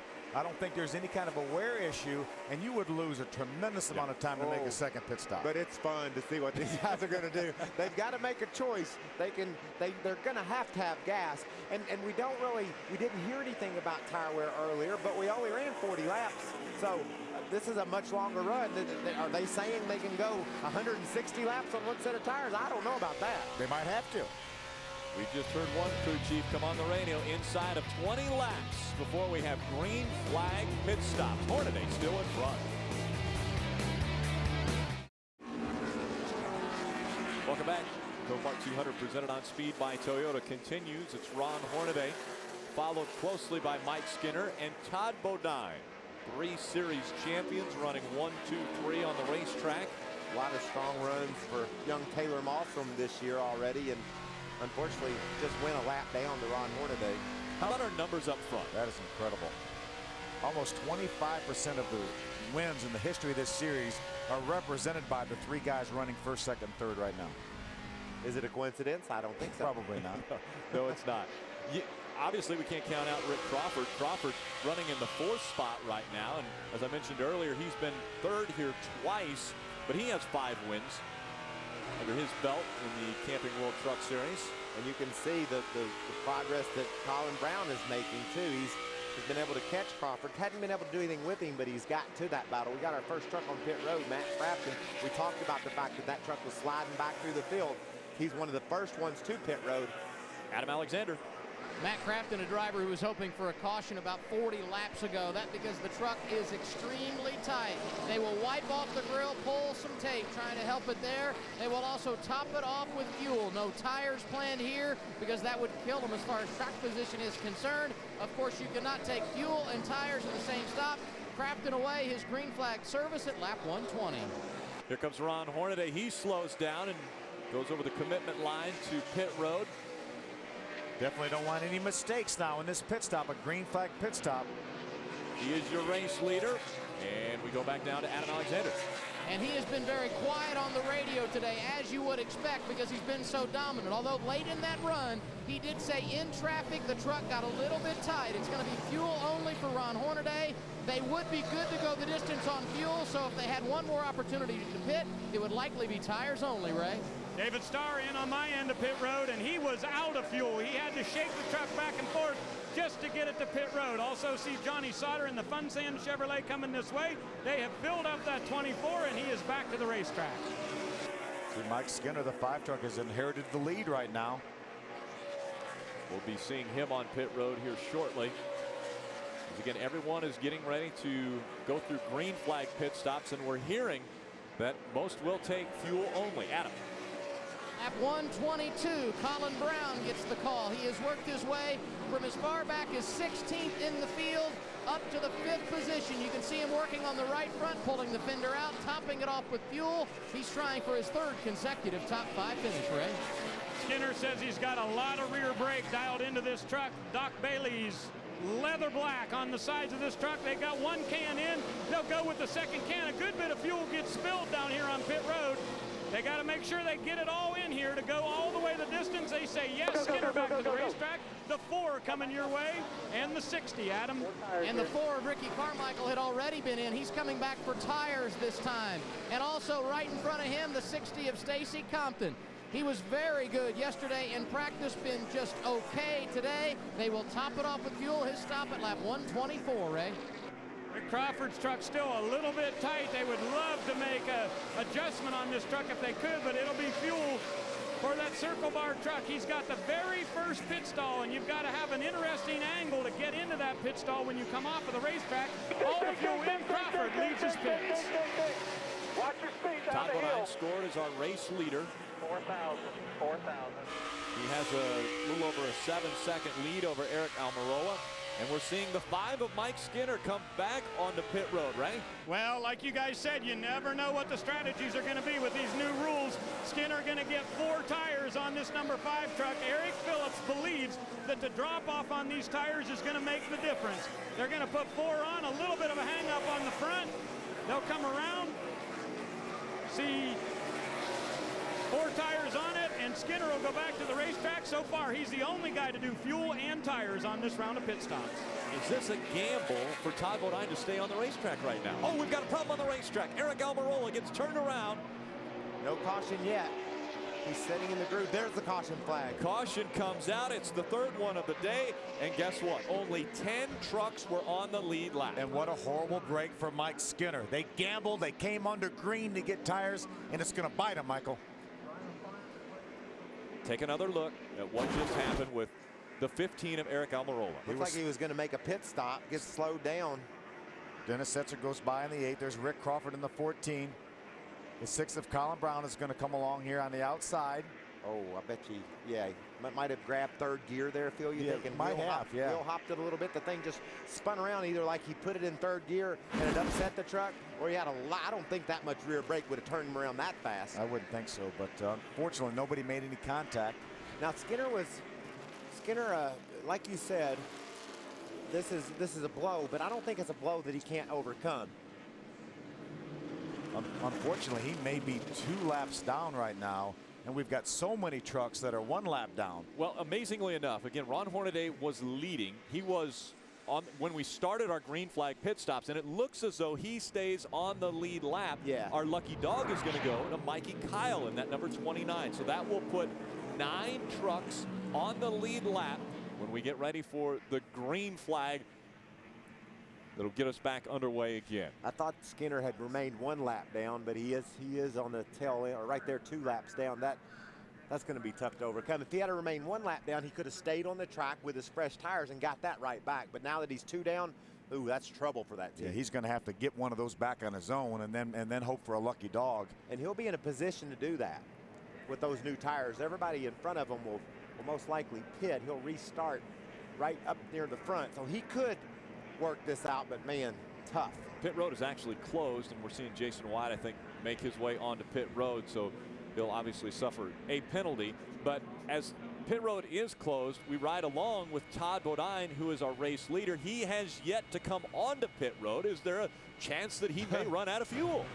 Well, I know he wants to get to pit road here in this next lap. I'm sure it'll be open. See what he's doing Shutting there? off the truck and gliding around. Well, race fans, you can vote for your favorite Copart driver in the Copart Challenge of Champions. Choose between the 33 of Ron Hornaday or the number 30 of Todd Bodine to win a variety of prizes, including an all-expenses-paid VIP race experience in Talladega this October. Go to Copart.com for official rules and to register. Vote now for the Copart Challenge of Champions. You were worried about whether Todd had enough gas or not? He's worried about it too. Todd's worried worse than you are. He's shutting his motor off, coasting, doing everything he can to make sure he can get to pit road with enough gas. We saw trucks limping to pit road during this round of green flag stops, so certainly Todd's about out. And the green flag comes out for pit road, meaning it is now open, so Todd Bodine can, if he makes it there, can make his way onto pit road and to his pit stall. Now, when he'll most likely make 2 pit stops, Phil, gas and then tires. Yes.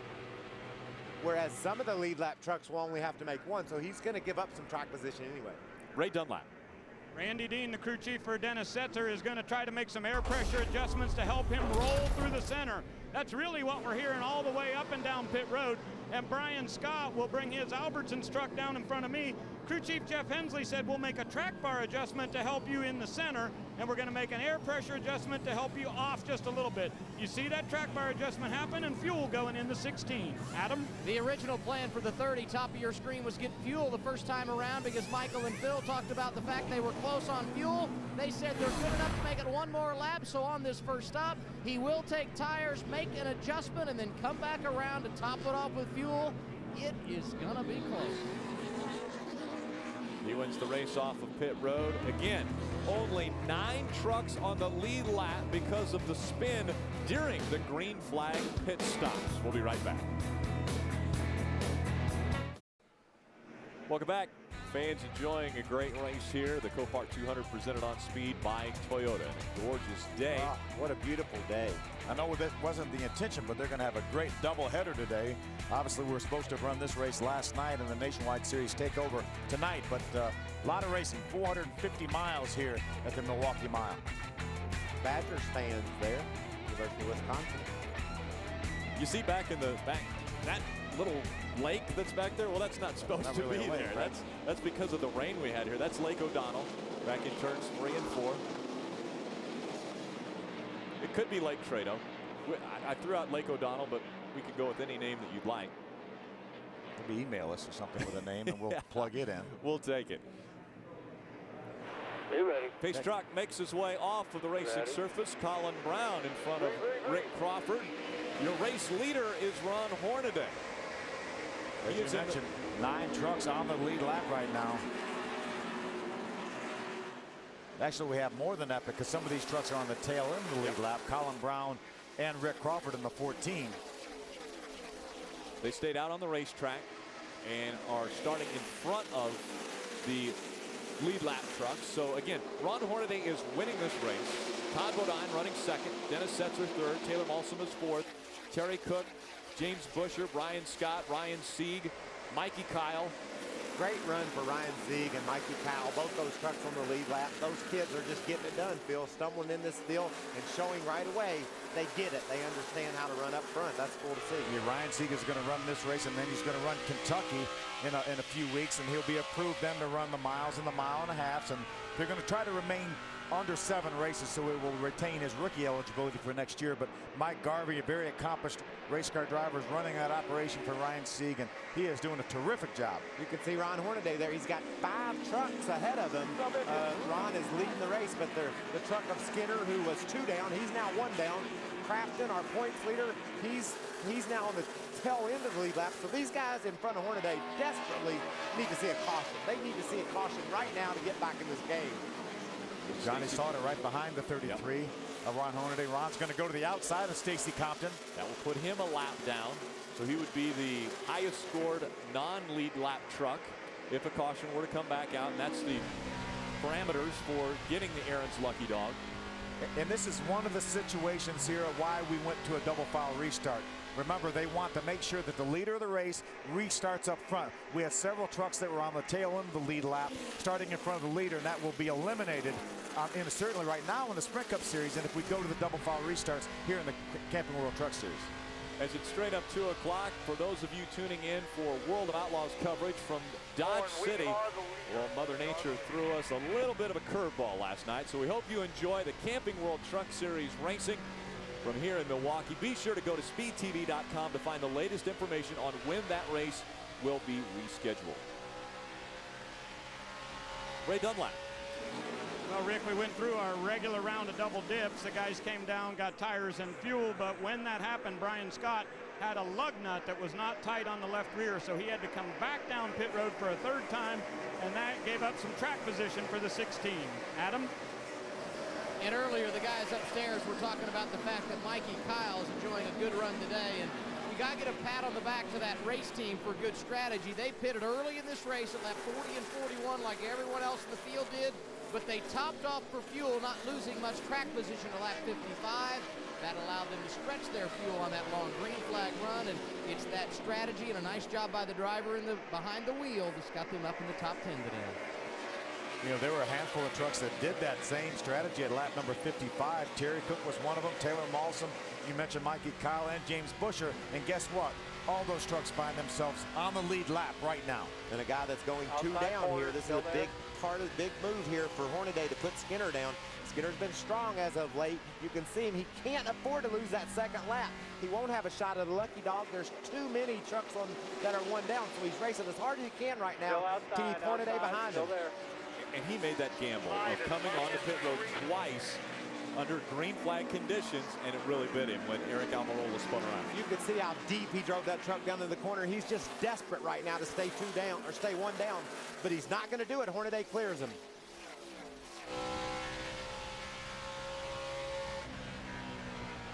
Ray Dunlap, what are you hearing out of the 25 team? Tell you what, Rick, it has been an interesting day down here on pit road for these guys. On the first round of pit stops, they went up 4 rounds on the track bar and a couple of rounds of wedge. Second round of pit stops, 2 rubbers in the right rear, and this last round of pit stops up 5 rounds on the track bar. Terry Cook has been fighting a very, very tight racetrack truck today.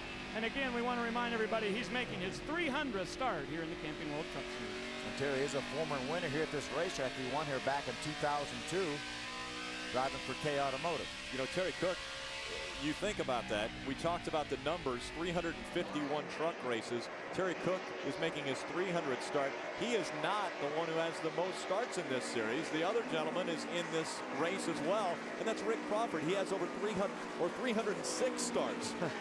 And I think Cook's first start was here at Milwaukee, and his 300th start too. And he's done right now. This is his 282nd start in a row in the series. Yeah, very impressive.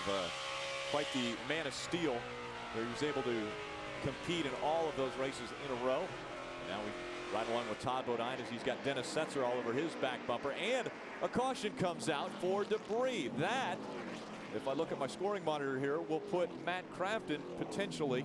I think Compton got around. Did Compton get past him? We got the 6 of Colin Brown, the 14 of Rick Crawford that are in front of Ron Hornaday. Yep. They will get their laps back and not even have to start at the tail end of the lead lap. We'll shake it out. We'll find out who will get the Aaron's lucky dog when we come back. Still out front, Ron Hornaday with a dominating performance. Celebration of the 25th anniversary of Richard Petty's 200th win. Daytona International Speedway has announced 2 great ways to celebrate the 4th of July weekend. Enter to win the 2009 King for a Day VIP Sweepstakes, hosted by, well, the King himself, as well as purchase specially priced $43 Daytona front stretch tickets. For more information on both Daytona promotions, you can visit speedtv.com or call 1-800-PIT-SHOP. You can have a picnic with the King. That's cool. When he won his 200th race, we had a picnic in the garage here. With Ronald Reagan, president at the time. Mr. President. Me and you were there, right? We were. Aaron's lucky dog, they sorted it out, is Stacy Compton. He was just able to complete the pass on Matt Crafton, and Matt Crafton, I'm sure, is not happy about that pass. That was huge. That was huge. His truck has gone away on him. You know, he was pretty decent at the start of the race. Got tight, keeps getting tighter. And we had our 4th caution. Debris coming on the racetrack at lap 142. Later on this evening, right here in the Milwaukee Mile, the Nationwide 250.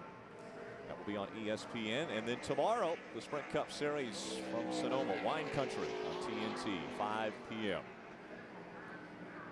Big Father's Day weekend. A lot of racing here this weekend.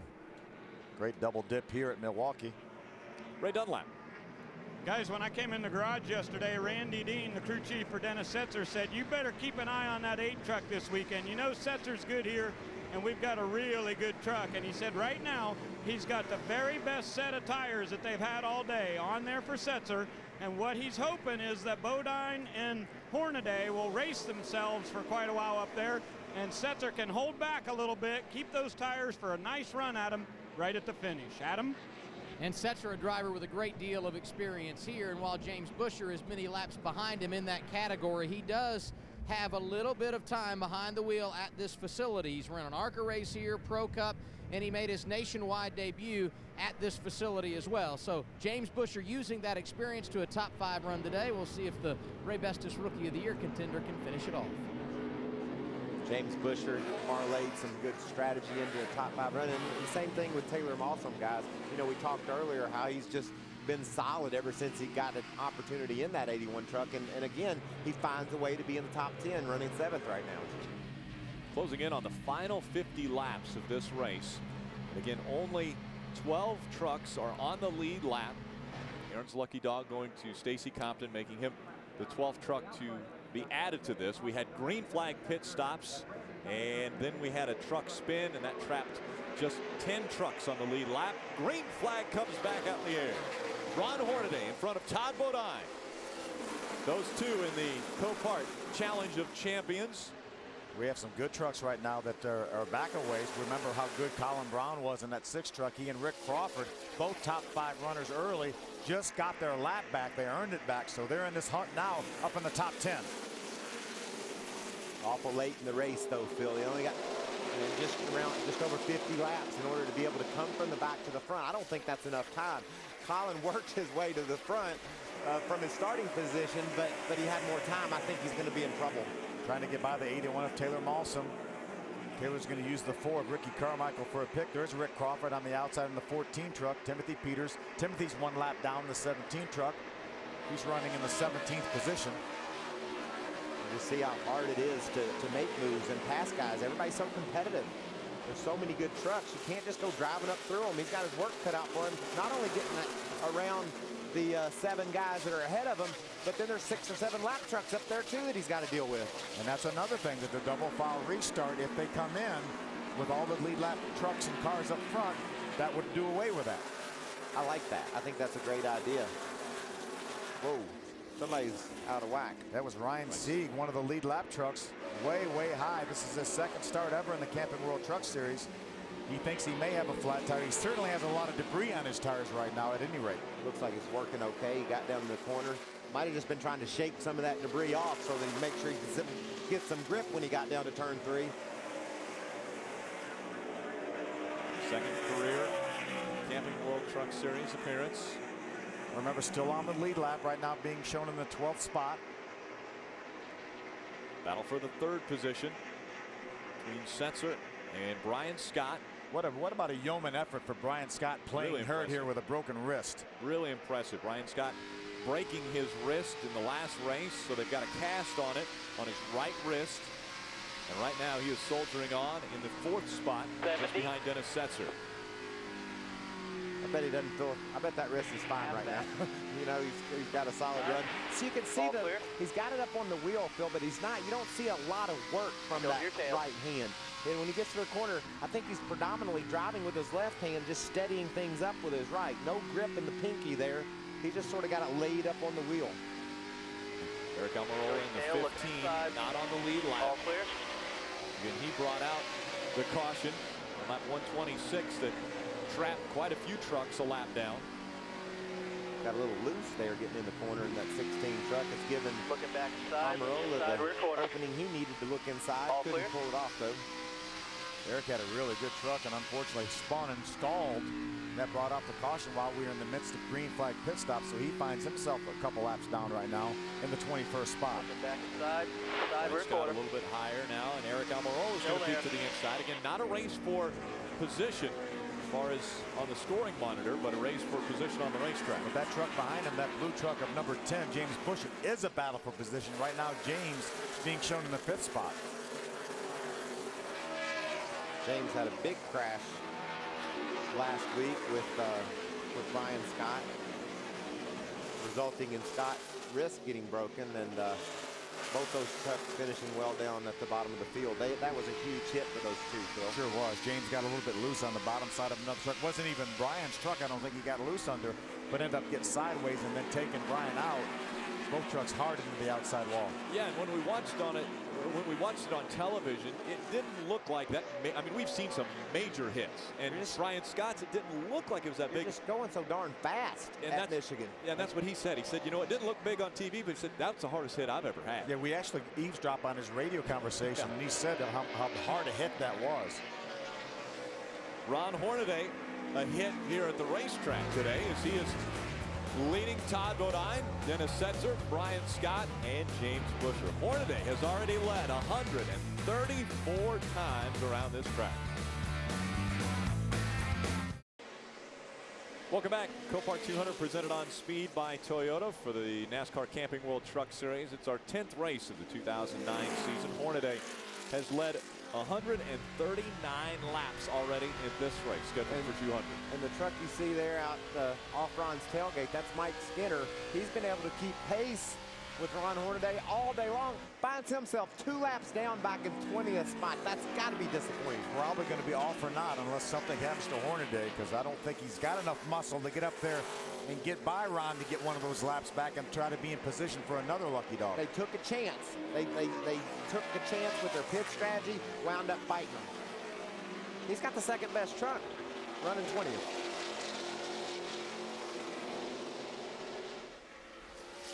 Sometimes you have to take chances, though, and you know, that could have worked out for him. But unfortunately, the timing was just atrocious for the caution coming out right after the pit stop. I'm not sure that Skinner was actually even off pit road yet when the caution flag came out. Just think about what they did at Kansas. They were able to take a chance on pit road, parlay that into a victory. Sometimes you win, sometimes you lose. I felt that way last night.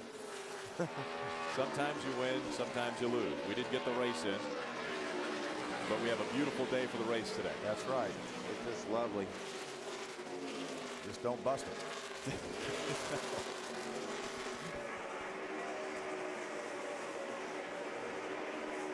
Hornaday has led, as I mentioned, over 140 laps now. 142. Only 4 times has the person that has led the most laps not gone on to win at this racetrack, including 2 of the last 3 races. Well, think about this stat. In 3 of the last 4 races here in Milwaukee, the guy that's won the race passed Ron Hornaday to win it. Now, we're set up to have that happen again. You know, Ron probably remembers those passes. Yeah, I'm sure Ron's thinking right now, okay, Todd Bodine, who's running second, is not going by me. I'm not going to allow, because there's a side bet, more or less, between those two, both driving Copart sponsored vehicles. What a great battle we have right here, though. This is for 7th, 8th, and 9th. Terry Cook, the 25 truck, has 7th. There's Taylor Malsom, and here comes Rick Crawford. Remember, Rick got his lap back on the last caution flag. He fought his way back to the 9th spot. Colin Brown, the other truck that earned his lap back, is all the way up to the 5th position. These guys are certainly having a great battle. It's taken place about 10 seconds behind our leader, though. And I know Terry Cook would desperately like to get by this 88 of Matt Crafton. He might be able to shake these guys if he can get by Crafton. But now remember, Matt Crafton is a lap down. So we've got Terry Cook, Taylor Malsom, and Rick Crawford all on the lead lap running together, as well as Stacy Compton in that 60. Crafton came into this race as our point leader. He slipped to second, having his truck just isn't handling right, Phil. It's tight in the corners, it won't turn. And right now he's totally frustrating Terry Cook by hanging in there racing Terry Cook. Ron Hornaday is one of the only 2 drivers ever to win a Truck Series race on his birthday. Dave Resendez was the other one, and Ron's trying to do it twice. What a birthday present that would be. Get another victory on your 51st birthday. Rick Crawford able to get by the 81 of Taylor Malsom. That moves Rick up a spot into the 8th position. Guess whose birthday's tomorrow? I think it's the guy sitting right to my right. Mr. Parsons will turn a day older tomorrow.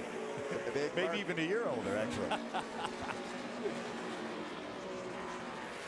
You want to have me over or anything?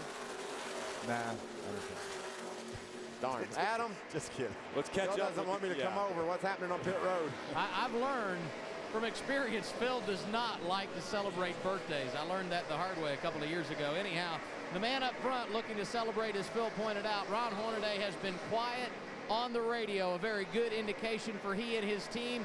They just hope that it stays green the final 33 laps. Right behind him, Todd Bodine, very vocal on the radio. He's been tight all day. They continue that situation in the latter stages of this race. And barring something crazy, Todd Bodine doesn't have anything for the man who's out front, Ray.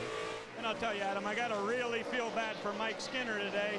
Those guys have had a truck that's been able to run right up there with Hornaday all day long. He's been behind Hornaday most of this race, but because of that round of pit stops, Skinner got caught on pit road, lost a couple laps, and guys, I can't see his scoring monitor, but I think he's back about 20th right now, but he has a truck that's good enough to be second right now in this race. Well, race fans, again, vote for your favorite Copart driver in the Copart Challenge of Champions. Choose between the 33 who's leading this race right now or the number 30 of Todd Bodine running second in this race. You can win a variety of prizes, including that all-expenses-paid VIP race experience in Talladega this October. Just go to Copart.com for official rules and to register. Vote now for the Copart Challenge of Champions. Two champions battling at the front of this field. Who's going to come home the victor? Stay with us. We'll find out. Let's take a look at today's Stay in the Game with Just for Men hair color moment. It actually has to be a little bit more than a moment. How about Brian Scott with a broken right wrist, getting fitted with a new gear shift as well as a steering wheel, but he's out here running, obviously in pain, but running well. A top 5 performance, running 4th right now on the racetrack. And we've seen so many cases of that over the years, Mikey, with people, getting hurt on the week before and then coming back and racing the next week. Remember Ricky Rudd when he turned over in the at Daytona and in the Bud Shootout, went to Richmond and won the next week. They had to tape his eyes open. Yeah, they had to put tape on his cheeks to keep his eyes from where he could see where he was going. Well, remember in this series, Atlanta, that accident with Rick Crawford where he damaged his ankle, but broke his week, ankle. Yeah, the very next week he's out there racing and won at Martinsville. Yeah, I mean it's a testament to the toughness that these drivers bring to this series. The tenacity. The tenacity. This is a stay in the game moment for this guy. Got his first win a couple weeks ago. Nice and smooth, buddy. Don't piss your tires off. We'll get them. Yeah. 45. Win, Good lap, crash, bud. break your wrist. Now he's back in the top 5. He was talking yesterday down in the media center about not having any luck since they got that win at Dover, but stay calm, bud. Plenty of time. You'll he's get got there. about 24 laps here, and if he can stay where he is, I'm sure he'll count this one as some good luck. 12th truck still on the lead lap. Ryan Sieg being scored 12th. David Starr is the first truck a lap down in 13th that would receive the Aaron's Lucky Dog. And the difference between first and second right now, Ron Hornaday has over 6 seconds between himself and Todd Bodine running in the second spot. Man, my heart just hurts for Skinner, though. He's sitting there looking at the guy just 5 or 6 truck lengths ahead is the guy that's dominating the race, and Mike's just sitting there keeping pace with Hornaday. He just needs to get up there and get around him. He can't quite make that move. You see Todd's got a clear track in front of him. Look who's easing in on the back of him, though, Phil. Dennis Setzer. That's amazing. I talked to Dennis in the garage area before the race. I said, how's your truck? He said, we're not very good. I said, you make some changes? He said, yeah, we made quite a few, but he said it really wasn't very good in practice. And here he is battling for second. Well, and you heard the strategy that they were going to put to use on this last run. They were going to let Hornaday and Bodine battle it out up there, save their tires for the end of the run. Well, there wasn't really a battle up there. Well, they forgot to tell Hornaday. Yeah, Hornaday just pulled away, has put 6 seconds between himself and second. How about the battle here between the Circle Bar Racing teammates? They have a little bit of history coming to the checkered flag at Charlotte, running over top of each other. Rick's got a great truck right now. Ooh, slid up. Ooh, slid way up the hill. Very close. Barely avoided James in that 10 truck. He had a lot of speed in the center of that corner. He just couldn't hold it down. Battling for the 6th spot. Max Force International. Todd Bodine trying to stay in front of that 8 of Dennis Setzer, but a good battle now for second. Dennis just wears you down, doesn't he? He knows how to take care of a truck early in the run, like we heard his crew chief talking down on pit road, and the further they go, the better he gets. Going to make the move inside of Todd Bodine. Looking to the inside as we have just 20 laps of racing to go. You know, Michael, I was talking to some of the guys in the garage area, and they said that these tires, it's a little bit different tire than they had last year, and it seemed like it doesn't quite recover. If you spin a tire or maybe get on that right front a little bit too hard, driving the corner too hard, they don't recover quite as quickly as the ones did last year. And it looks like right now, Dennis Setzer has not hurt his tires at all. Well, you can certainly damage a tire, and you know, then you have to calm down for 2 or 3 laps and maybe get some heat out of that tire, but you can certainly hurt yourself. And Dennis is just being patient right now with Todd, making sure he doesn't jeopardize the tires on that truck so he can make this move. He's going to look on the outside, Phil. For more on the aid of Dennis Setzer, let's go back down to pit road and Ray Dunlap. Well, thank you, Rick. You know, a lot of the drivers that are in this race today have the same truck that they ran at Martinsville. Many people consider this a short track, but the truck that Setzer has, he actually ran at Charlotte, and this truck has a good bit of downforce in it. And Randy Dean said, like I told you before this race started, he thought they had a shot at the win for sure. But how about these numbers for Setzer?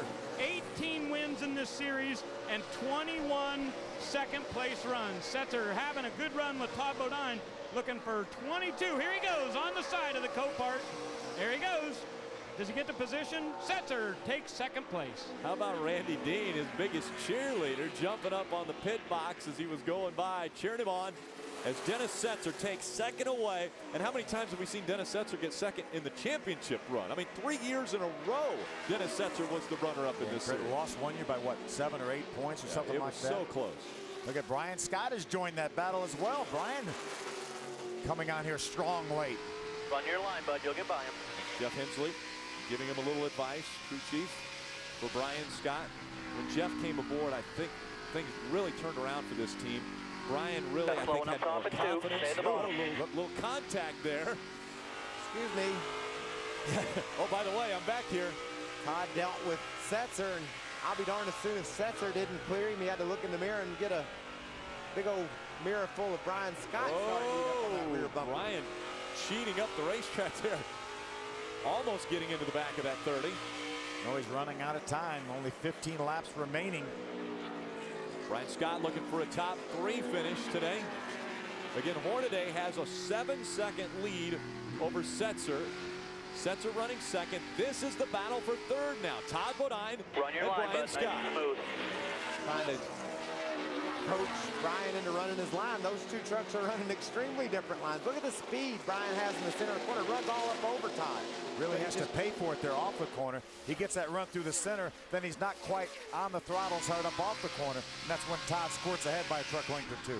Might try to keep that thing wound up on the high side. He's so much faster than Todd, but he can't find a hole on the ball. He's going to hit him. There was the contact. It was so close before. Bodine shoves up the racetrack. Here comes Brian Scott to the inside.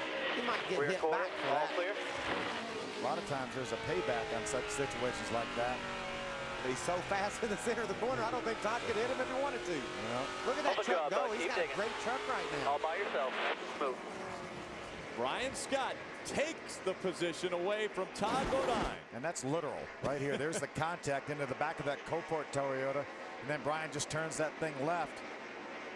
Todd's still trying to corral that truck right there. Here's the contact right here from his onboard. This is a Toyota onboard. There's the contact with Todd. Todd's still a little bit loose, has to chase it up the hill. Opens up the bottom of the racetrack for Brian. Caution flag is out for Chad McCumbee. McCumbee gets into the wall, so it brings out our 5th caution of the day, and we're closing in on the final 10 laps of this race. What about Dennis Setzer right now? Wow. We heard him say he was going to save his truck for a while. Now he's going to be right on Ron Hornaday's bumper. And we saw how good Brian Scott's truck is right now. He's 3rd right on Dennis Setzer's bumper. And we also found out that Brian will knock you out of the way. He will use that front bumper on the Toyota, but he only has 1.5 hands, so he's going to have an excuse. That's a great reason to run into people, Phil. I like where you're going with that. He's taking advantage of it too, isn't he? For that 0-7, let's take another look. You see the smoke already. Yeah, like the motor might have went away. Yeah. Does a nice job of keeping that truck out of the outside wall. So that brings our 5th caution of the day, and that will mean that when we restart, we'll be inside of 10 laps. It's a single file restart, and that will put Dennis Setzer right on the back bumper. This is going to be Ron Hornaday. Good stuff. I can't believe how fast that 16 truck was through the center of the turn. So this is going to be interesting to see how these guys battle out here over the last 10 laps. Ron Hornaday has led the most laps ever at Milwaukee. Already 168 laps led. Our Aaron's lucky dog, it was a close call, but he finally got it. David Starr gets the lap back. That will mean 13 trucks on the lead lap when we come back for the green flag. The NASCAR Camping World Truck Series on Speed is presented to you by Toyota. For the latest Toyota racing information, visit toyotaracing.com. Toyota, moving forward. Brought to you in part by Touch of Gray from just for men. And by Z-Max, performance you can feel.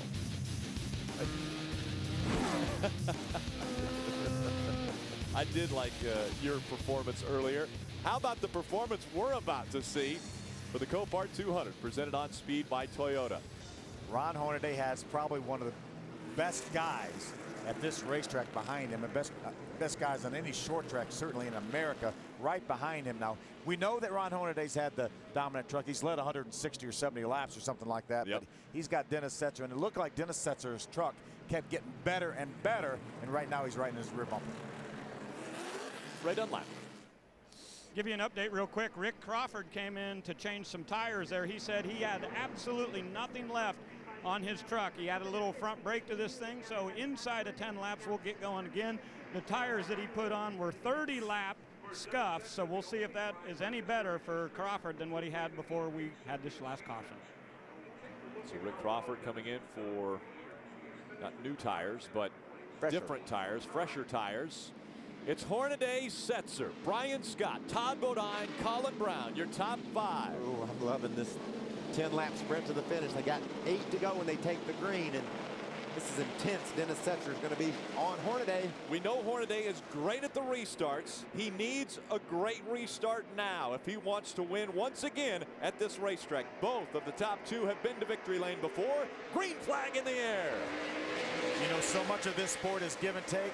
This is the time of the race when you do a lot of taking. Well, we saw Brian Scott take 3rd away from Todd Bodine. Now Brian Scott closing in on the back bumper of that 8. No pressure from behind, bud. Great start again for Ron Hornaday. You know, we saw Brian Scott's shifter was really long because he can't hardly shift gears with that right hand. He passed a test right there, Phil. Got a great start right on the back of Setzer. How about this? 2 and 3 wide at the Milwaukee Mile. David Starr, again, got his lap back. He's on the lead lap, trying to get by Brian Eichler. Brian Eichler is actually a lap down. David Starr running 13th. Out in front of this field, though, there's the difference between 1st and 2nd. Ron Hornaday has been so strong, has been dominant today. Colin Brown pulls up on the back bumper of the 30 of Todd Bodine. Colin looks like he's got a pretty good truck right now. Moves to the inside. This is a battle for the 4th spot. Colin Brown to the inside of Todd Bodine, trying to take 4th away. 6 laps of racing remain. Hornaday, Dennis Setzer, Brian Scott, Todd Bodine, and Colin Brown. Those 2 still deciding who's going to be 4th. Todd's probably thinking, you people better quit running into me. He got hit by Colin Brown down in turn 1 and 2. Todd drives it in hard on the outside, but Colin is back to the throttle earlier in the center. Out of turn 4, Hornaday. Just 5 laps to go. 5 miles remaining here at the Milwaukee Mile.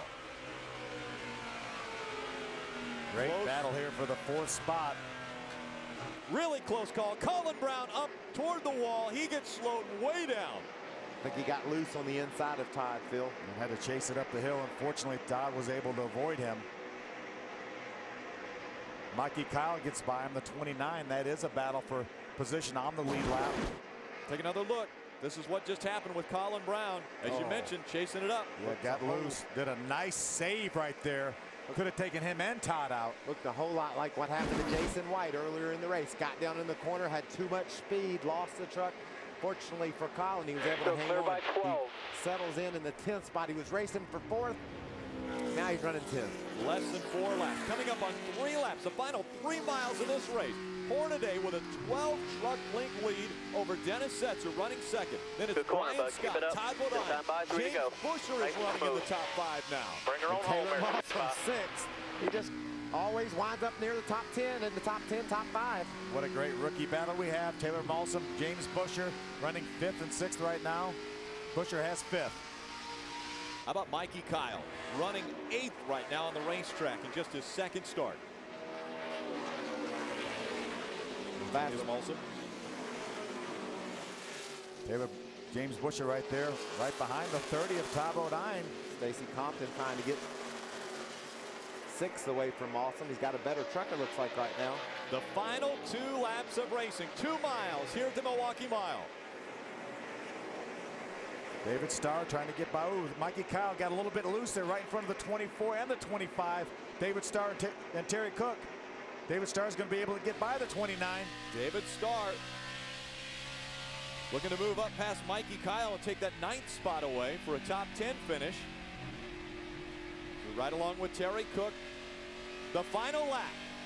Ron Hornaday has taken the white flag. Dennis Setzer still 12 truck lengths back. Brian Scott trying a last-ditch effort to get second away. Ron Hornaday looking for his 41st win in the Camping World Truck Series, a continuing record. As he comes out of turn number 4, Hornaday will be a repeat winner at the Milwaukee Mile. Ever now I'm in the fastest truck wins. And this is certainly a case of that. Case today, the guy that had the dominant truck was able to bring it home. Stacy Compton was able to get by Taylor Malson for the 6th spot. Colin Brown fought back to 8th. Great job, Hornaday. David Starr, Terry Cook round out the top 10. How about Ron Hornaday winning again on his birthday? Only 2 had done it previously. He was one of them, and he did it once again. And what a dominating performance. How many laps did he lead, Rick? 180 laps led for Ron Hornaday of the 200. Well, he can lead some more today because he's going to run the nationwide race later on in Kevin Harvick's car. What an impressive performance. Hornaday scored his last of 4 nationwide series victories. Well, in Milwaukee, right here at this racetrack back in 2004. Could he make it a double header 2 times to victory lane? It's possible. Kyle Busch is the only driver to win 2 NASCAR National Touring Series races on the same day. He did it in California earlier this year. Let's go down to Adam Alexander. And this truck yesterday, Rick, ran not where Ron wanted it in the first practice. I know you worked on it awfully hard, and it paid off. Yeah, I'll tell you what, we struggled here really bad last year, so we brought a total different package, and we struggled pretty bad, like you mentioned yesterday in first practice. And I got to give credit to my guys. They don't give up, you know. And we made a bunch of changes for second practice. Then we made 3 major changes after practice last night, and I guess we guessed the right way. But, you know, this is Hornaday's birthday today, so happy birthday to Ron Hornaday. You pitted under green, and then the caution came out. How concerned were you that was going to trap you and ruin your day? I don't expect it any other way. It happens to us almost every time we pit. But, you know, the Copart guys, we never gave up today. Sometimes when the caution comes out right after green, we only took fuel. It actually fell kind of in our favor because we were with 1 lap of our fuel window. So yeah, it just worked out today. I can't believe it worked out because usually it doesn't. Similar situation at Lowe's last month. Ron Hornaday won there, and he's back in victory lane today. Hornaday's 2nd win of the 2009 season. His last win at Lowe's. The last time qualifying was actually canceled in the Camping World Truck Series. Maybe it works better when qualifying's canceled for the Camping World Truck Series. It's getting to be old hat for Ron Hornaday. His celebrations in victory lane. Let's go down there. Adam Alexander's with him. And we talked about the fact that this truck was not where he wanted it to be yesterday. No problems today. As he turns number 51, he's able to get career win number 41. Hornaday in victory lane at Milwaukee. It appeared that was very easy. Was the truck as dominant as it looked on the racetrack, Ron? First of all, this is for Marie, Liddy's mom, Grandma. Love you, babe. Yeah, Rick Ree and the guys did an awesome job. Got to thank Copart for coming aboard and just following Johnny Benson around here a lot of laps. I've learned a lot, and every time I overdrove it, the thing just it was terrible. So kept dialing rear brake in, and I got to thank Kevin Delaney, everybody. I mean, this Copart Chevrolet was awesome today, and I got to thank Ream VFW, Longhorn. It just takes everybody, and this is what it takes. We're taking this truck next week, and I got to back a Bodine again, and it might have created my grill in, but cool day. I mean, what other way? Got one more race to go, so I'll keep carrying your car, boss. I'll be all right. You were cruising, pulling away, and congratulations from the teammate. And then a late caution, a restart with Setzer of all people behind you. How concerned were you in that situation? I didn't know what he was saving and all that, and you know, that last set of tires were really tight, and I just started out on more rear braking and see if I can slide it in there. But we are still about 3/4. I mean, we had a little bit left if he got up there, but I didn't know what line he was running, all that stuff. Rick Crowley done a great job. All these guys, I mean, we are terrible yesterday, and I think everybody else was complaining about the same thing. And we made some extreme changes, what we never do, and it paid off. I mean, this is what it takes. And I got to thank Ernie Cope and all them guys over there at the Nationwide deal. They helped me out a little bit by driving that thing this morning.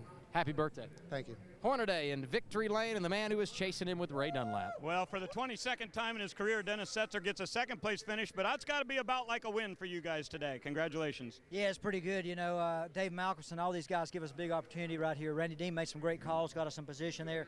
We started 21st because it rained out qualifying today, and these guys just kept making some adjustments for me during the day. Kept making a little better right there, a little bit this way, a little bit that way. Got some great fuel mileage on the Chevrolet, though, and you know, they all just done a great job. And just like Hornaday, Setzer will take this same truck next week to Memphis. How about we look at our point standings? Ron Hornaday unseats Matt Crafton at the top of the charts. Now has a 36-point lead over Crafton. So Hornaday back in the driver's seat for another championship. Yeah, how about we got 89 drivers right now separated, or 89 points separating the top 4 drivers right now. A couple big moves for Brian Scott and Setzer up into the top 10. They weren't there last week. Reminder, folks, go to Copart.com to vote for, well, your champion. Is it Ron Hornaday or is it Todd Bodine? Today, it was Ron Hornaday, 195 points to Todd Bodine's 165 points. Again, it's a 6-race battle as we go toward Talladega. Our unofficial results, Ron Hornaday grabbing his 41st career win in the Camping World Truck Series. Great runs by Dennis Setzer, Brian Scott, top 9. James Bush, a career best. First top 5 finish for him. Brian Eichler started up front, couldn't stay there, fell back and finished 15th. Point leader coming in, Matt Crafton, 16th. Disappointing day for that team. First time he's been worse than 11th all season long. A gorgeous day today in Milwaukee. Yesterday, it wasn't so good when we were scheduled to run this race last evening. But the rain stopped, the skies, well, cleared off, and what a great day we had for racing. We hope to have the same thing next week when we go to Memphis for the Memphis 200 at Memphis Motorsports Park. Another great racetrack. It certainly is, and Ron Hornaday taking the same truck. We know he's going to be strong. Mike Skinner's going to battle back from that bad luck he had here, getting 2 laps down with a green flag pit stop. Ron Hornaday today started in the 3rd spot because of owner points. He didn't have any problems, as a few drivers did early on. Hornaday with the dominant performance, leading 180 laps en route to his 2nd win at the Milwaukee Mile and his 41st career win.